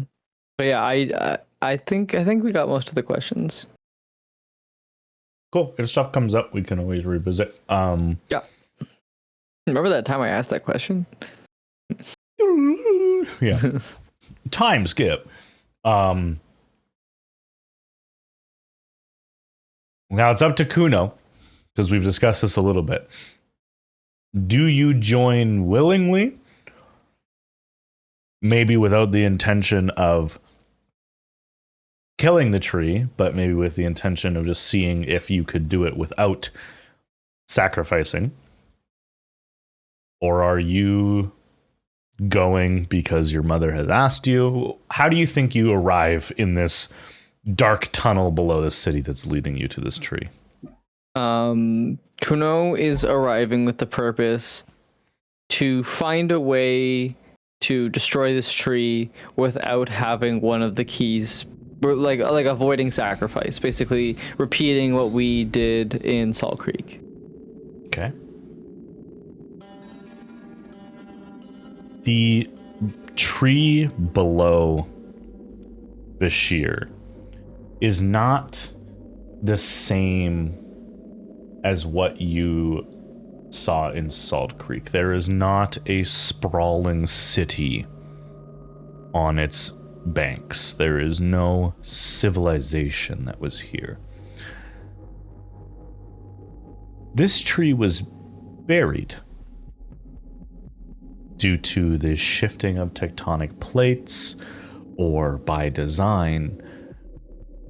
The reason why your mother has been in Bashir so long without attempting this before is because for the last few years, your mother has been leading an operation to unbury this tree while also not collapsing the city above. And so you see a tree like a fossil. You see only a third of the tree kind of out of this dirt encropment underground, lit up with magical and lantern light. There are wires and beams made of hardened steel that appear to prop up the ceiling. This is an excavation. This is a mining operation. And yet, the deep salt water air that is emanating from this tree tells you that this tree is very much still alive. Rolling down in rivulets the size of your fist are pure oceanic water, dripping like blood. Fills your nostrils with this smell of the ocean, which I don't know. I don't know if Kuno likes that smell or if it reminds him of anything, but it doesn't belong underground. Unlike the tree in Salt Creek, there is no pathway into the tree, but rather your mother's group has built-in scaffolded stairways that lead upwards to the root or the head of the tree near the top, where in Salt Creek you found a man familiar to a member of your party. Your mother is at the back of this little expedition, Every time I see it, it looks bigger and bigger.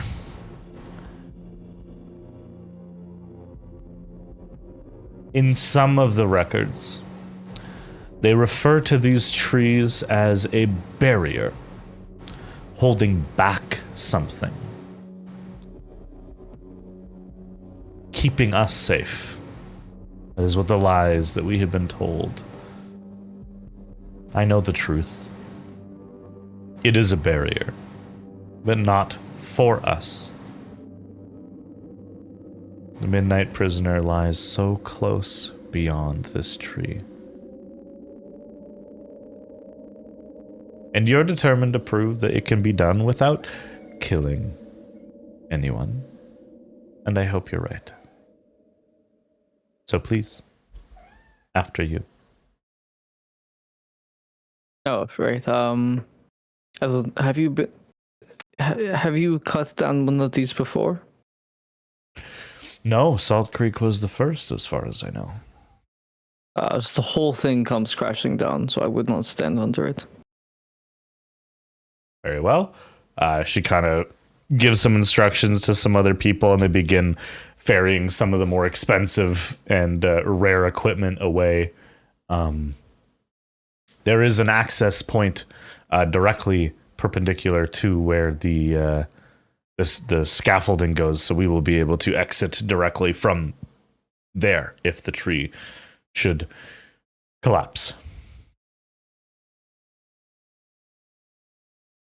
Okay. She kind of follows you up. Before going in, Yep. Kuno will 27 times 5. I'll just make it. Sorry, I'm gonna test out my fancy schmancy blood sight. Ooh. Oh no, sorry, I'm not level 9 yet. No, You're right. not I'm not level 9 yet. I'm not level 9 yet. Never mind. Your eyes just start bleeding. Oh, I wasn't ready for it. Soren told me not to do it when I wasn't ready. We've been practicing. He warned me. I will just go. I'll divine sense the tree then as I get closer. Sure. But keep an eye out for that undead energy that I think we saw last time. Yeah, you did see a little bit of that. There is no undead energy. There's no fiendish energy. There's no celestial. There's no fae. You're feeling confident, and that does kind of put you at rest because, from what your mother described, this is the tree that is siphoning energy from the plane of water. And so you're like, okay, no one else has kind of fucked with this tree. Which is important because the last one was plane of negative energy, which is why it was so yucky and gross. This one is a bright, vibrant, aquatic, shimmering, almost like if you can imagine a short or like the coast of the ocean where the water is so clear that you can see the sun dancing on the sand under the water, that kind of like magnifying effect. That's what this tree looks like. That's the kind of vibes you're getting from it. But you climb up it on the scaffolding. It's pretty tall, same height as the last one, so a couple 100 feet almost. It is massive. You get to the top and you see that there is an access point up here. So on the other tree where it was in the below and then you kind of spiraled up to it, this one seems to have an entry point near the top, and the blade of Kelsine begins to glow.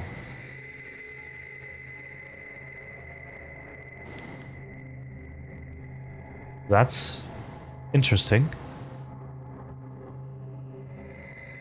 I don't know how to. I had You did not. Sorry. No, you got it okay. from Lord Arminal after, so this is the first Yeah. time. The blade. That's interesting. Kuno, I don't know how to say this, but that figure in the center of the tree is the same thing as me. No, that's not true. It's the same thing as this vessel. That is a piece of divinity. This is so strange. As in another piece of you? Like what the Grand Marshal had? Not me, not any of my kin, but how did you say it in that forest? My blood, I think. A relative, yes, and you look, and as the blade is glowing, it fills the room with like this, not like vibrant, radiant light, but like this glowing light that allows you to see better around you. And you do see in the center there is a four-armed, two-legged humanoid that is currently in like the hands behind your back about to get arrested pose, but is otherwise like perfectly still. There are no chains attached to this entity, but they do not appear to be alive. They appear to be not breathing or not moving, but they just stand as a sentry in the center of this circular platform that is built into the top of the tree. So the top of the tree, like a branching out. So right before all those branches break out and spread. So the top of the central log of this tree. You see this man, and the blade of Calcine is. Plaza, do you know anything about beings within the tree? Well, I guess that depends on what you think Acramon is. If it is a creature or a group. Maybe it is these creatures. They appear to be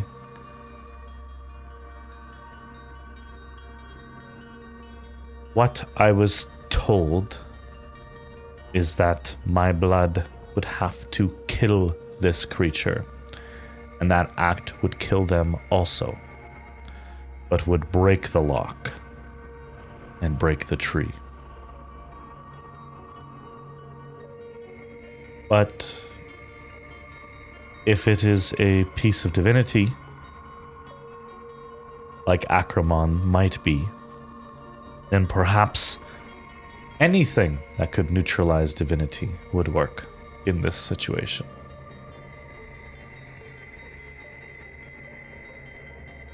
Perhaps Calcine. Calcine seems to refer to it as its own blood, and I know they mean that in more of a metaphorical sense, but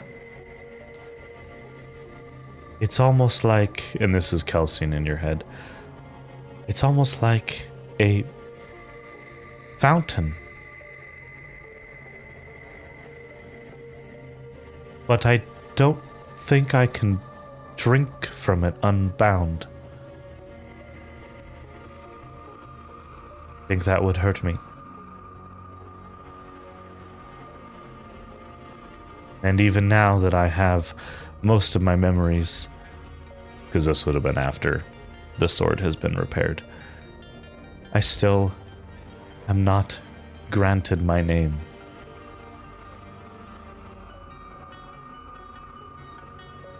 Kuno, this might very well be the way to save your brother and your mother from more bloodshed.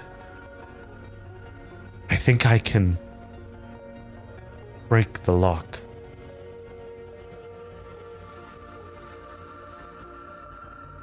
you said that would hurt you though, right? If I am unbound, I do not have any method of pushing the excess energy out. I would have to consume it all, and I do not think I could.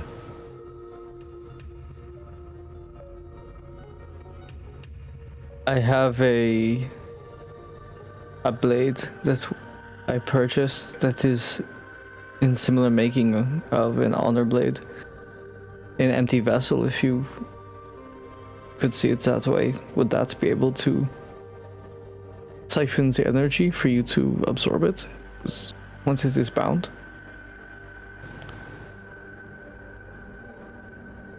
Make an insight check. See, get my dollar store honor blade. Solve the problem. 5 total. You pull out the dollar store honor blade. Lighten up. Oh, let me put the new batteries in it. It's 2 double Ds. 2 double D batteries. I don't think it's a battery kind. I don't think that exists. I don't think double D is a battery type, but I'm here for it. That's what Kuno calls them.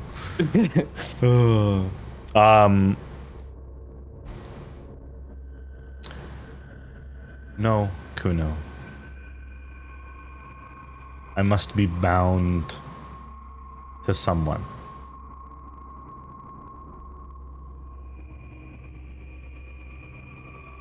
I think it is time you trusted someone other than your brother. I think it's time you trusted yourself.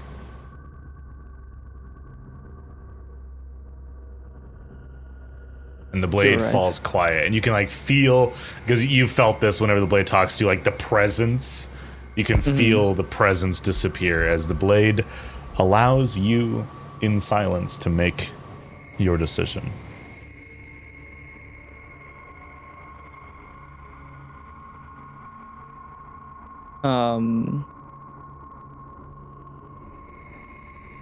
Mom, can you step out? I gotta make an oath real quick. She like takes a step back. Yeah. I don't know what's gonna happen. Might explode. Yes, I'll wait on the scaffolding. Please be quick and careful if you are able to accomplish this. Then once she leaves, Kuno will, like, I guess, seat with the blade. And he will take the first oath.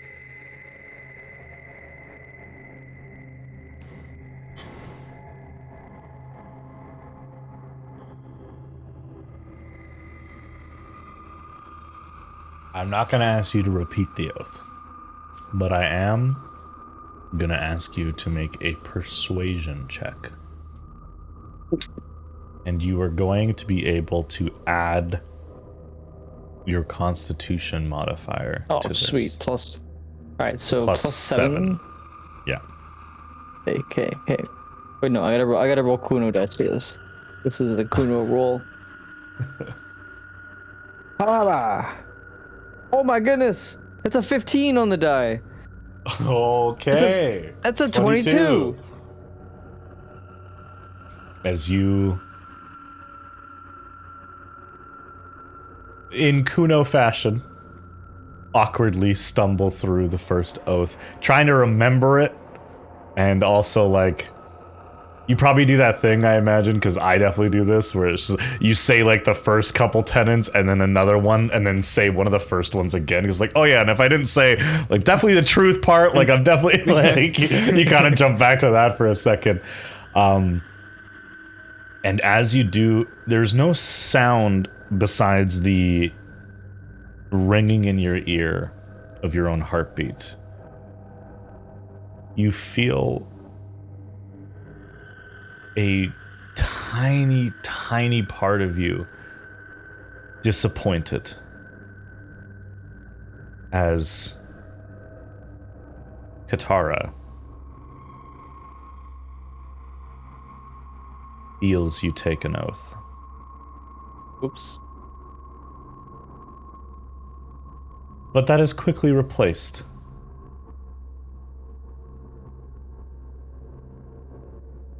Lyra! This whole time, it's been Lyra. It's been on the tip of my tongue. Standing in front of you is not a feminine figure, as the Blade of Calcina's had a feminine voice to it talking to you, but rather a small little wisp almost like a cloud of energy that seems to like try and like form into the shape of a humanoid. You see it like pull itself into like a humanoid form, and most of it kind of fades. Like it's not really strong enough to keep this form. Besides its facial features, very plain. The whole colorscape is this like blue. Like there is no like red hair in it. Like the whole body is just blue energy, and it's just kind of. My name is Lyra. Lyra. Not Kelsey. That's right. Can I add one small thing to your first oath, Kuno, please? I suppose. Please don't hurt me. Like Kelsey did. Like I Please. said, weapon maintenance is one of my virtues when it comes to owning a weapon. And as though I've always meant it in the physical sense, I suppose I can also keep the rest of my weapons safe as well. Oh, you're so charming. Oh, you. Well, I guess now is a good time. And you don't really see anything. It's like this weird perspective shift where you're no longer looking at Lyra. You look down at the sword in your hand. The dagger that was longer and thicker than it should be. And instead, you see a lighter than air war pick.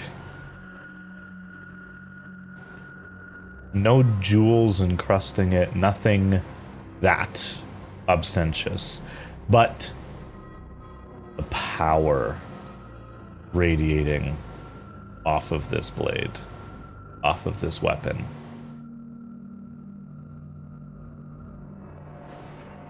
You look up at the four-armed figure holding this pose of surrender. War pick in hand.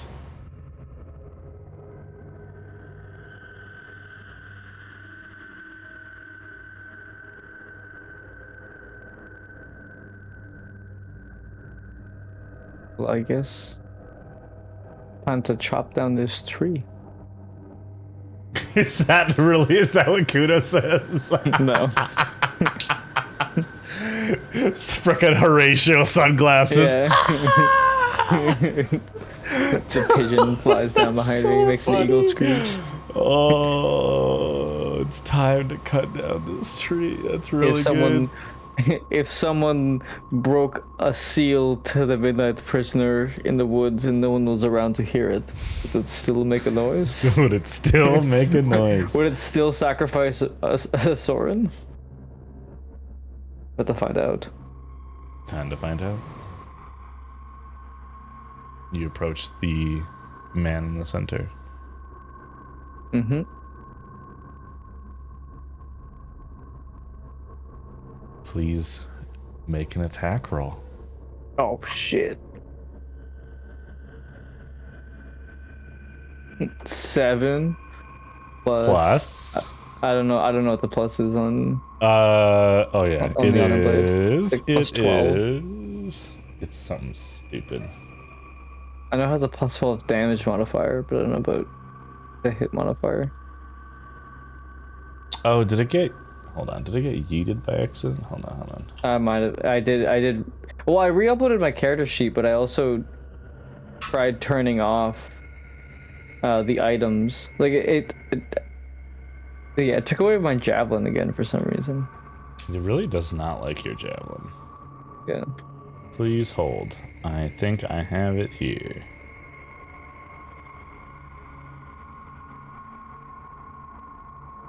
It should be. Well, it would be the same as your war pick plus something, so it should be So +8, because that's your strength plus proficiency. It's 4. Be So plus 8. It'd be +8, so +10 total. So 17 total. 17 will hit. Yes. And I know the item got reset, but I believe so. It's your regular war pig damage plus 2d4 thunder damage. Okay, that's an 8 on the d8, and then Hell yeah. 3 total for the d4s.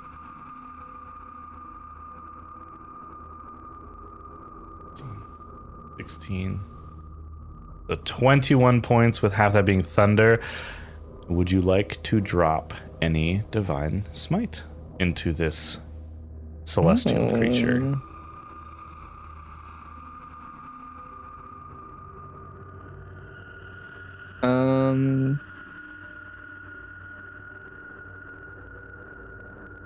Maybe not a divine smite, but an Icarus smite. Ooh. Icar. All right.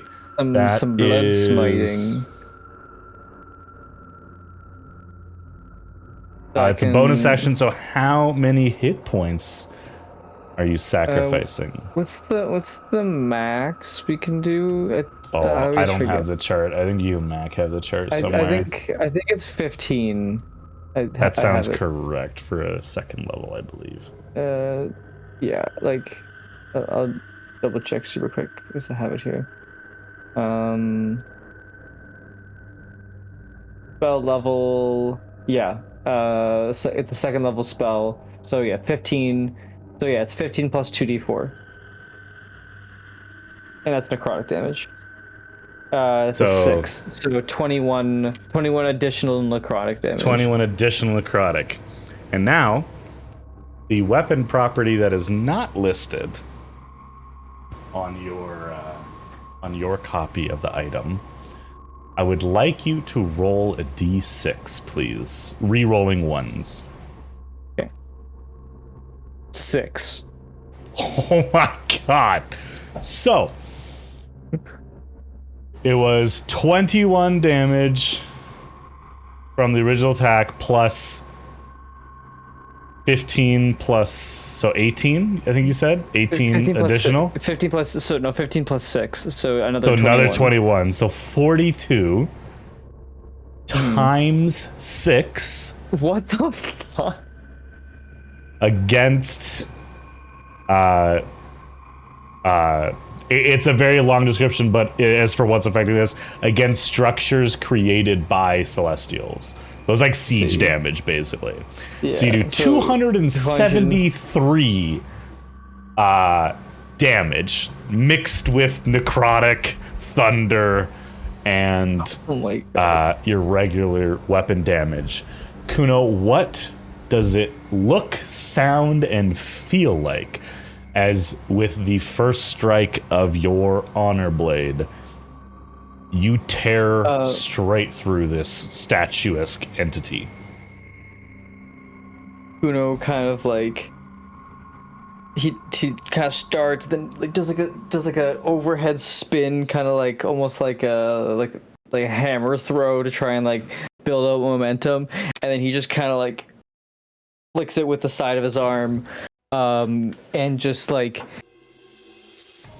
it feels as though he just like was dipping it in water, like it passes right through to the center, and then like just directed at the exact point where the weapon connects with the creature. He just feels this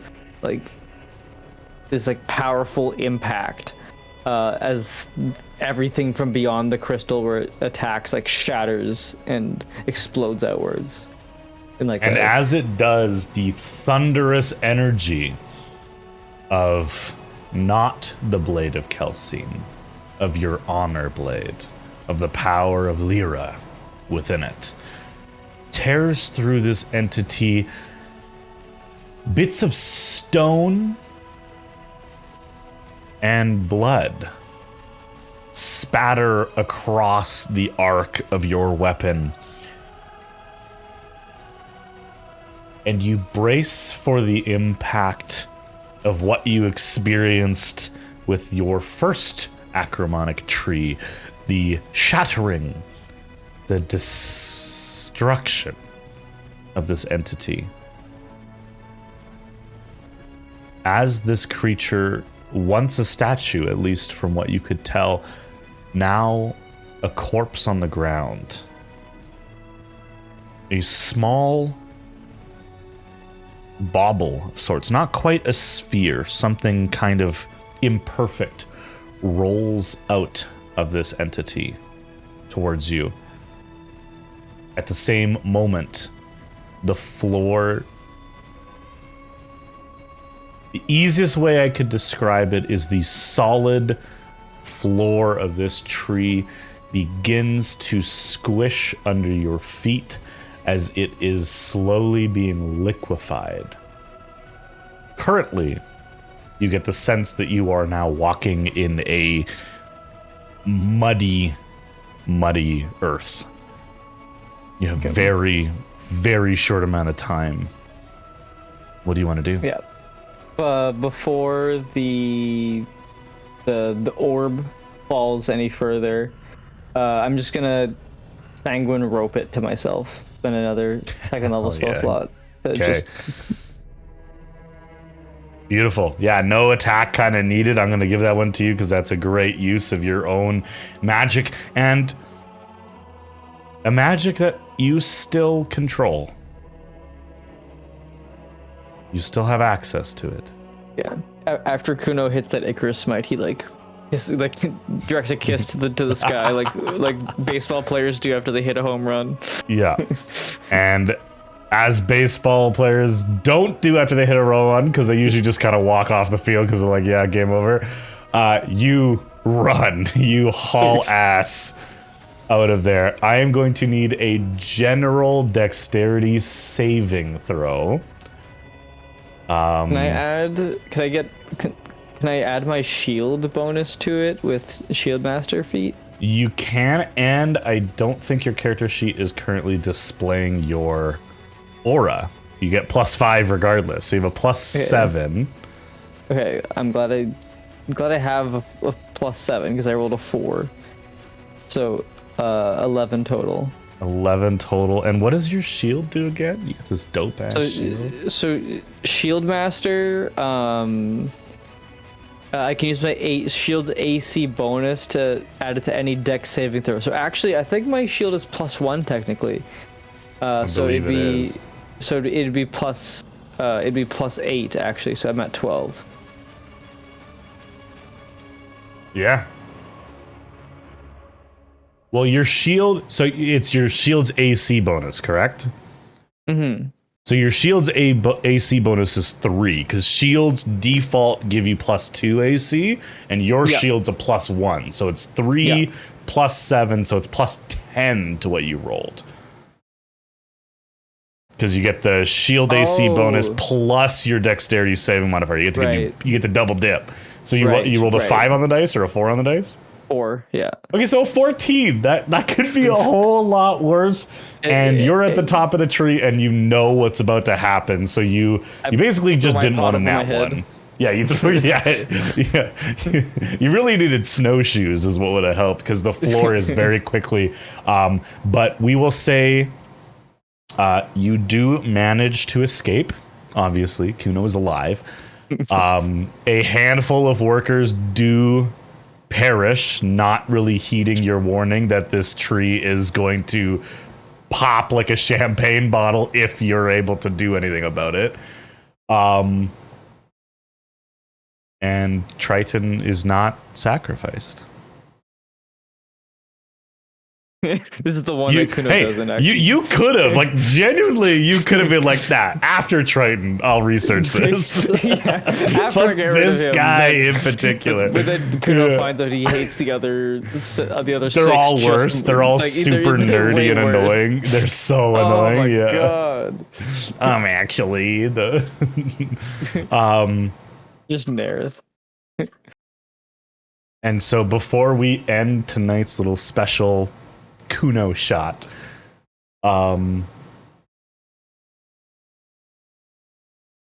in the days to come, you will spend a lot of time with Lyra, no longer the Blade of Kelsey. And you will learn many things.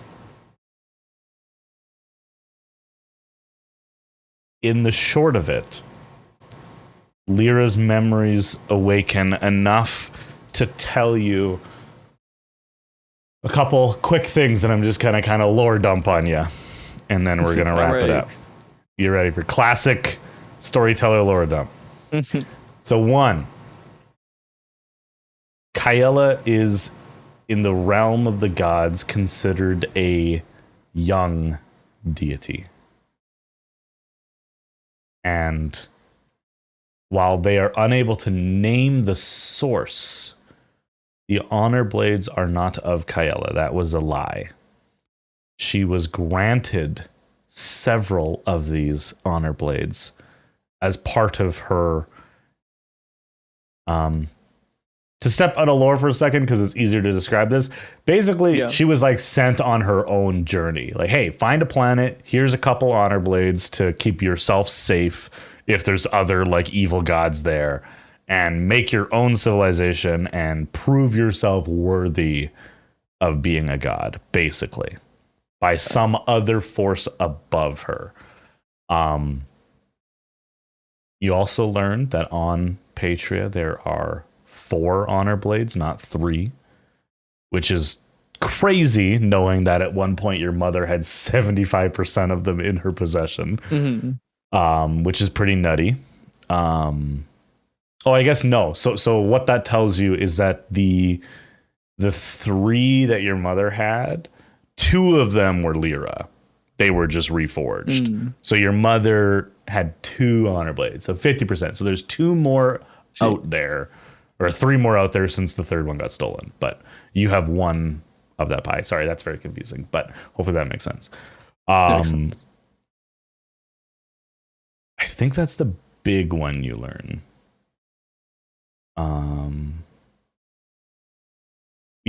Yeah, we'll keep it there for now. You learn that's a pretty big lore drop. So Lyra's complete then? Lyra is not complete. She doesn't have all her memories. What she describes to you is that her physical vessel is complete by the reforging that the blacksmith did. Okay. But until she reaches a point where you are a full oathsworn, is the term that she uses, you grow and she grows with that power. But you need to discover what those ideals are and then swear to them if you choose to. And you can also break them and lose that power, which would then diminish her power as well. I see. Crazy. It's good to have you back, Nick. Oh, I'm so glad to be back. Thank you for running this little thing. That was fun. It was a little bit longer than I thought, which is like not a bad thing, but it's like, I feel like part of me is just like, oh, I wish all of the other players were here, but they're all roasting us in chat anyway, so fuck them. Come on out, guys. Come on out, guys. But yeah, so we will be back officially with the full group. Again, just the 6 of us. That is the new Lost and Found in its form. We'll be back next week for session 68, and also Nick's birthday. I'm sure we'll stay super on track all session, as we are always want to do. Definitely won't be a shenanigan at the start. It'll be great. Oh, I mean, that sounds like a great time. But yeah, we'll be back with the full crew. Nick promises not to leave us, at least for another semester? Question mark. At least another 8 months. At least, okay. That's a lot of D&D. That's maximum. I can't do math. That's at least 32 more sessions if we don't miss any. So we'll call it 25. Awesome. All right. Awesome. That's it. That's all I had prepped. Great work. Good times, man. Great times. All right. How do we end this show again? Hold on. Does Storyteller come out this session? You know what? No, I'm gonna let this be the one-off. The only one where storyteller doesn't have anything nice to say at the end. We'll see you guys next week for session 68, guys. Bye now. Bye bye. Touch the dial. Hurry. Hurry.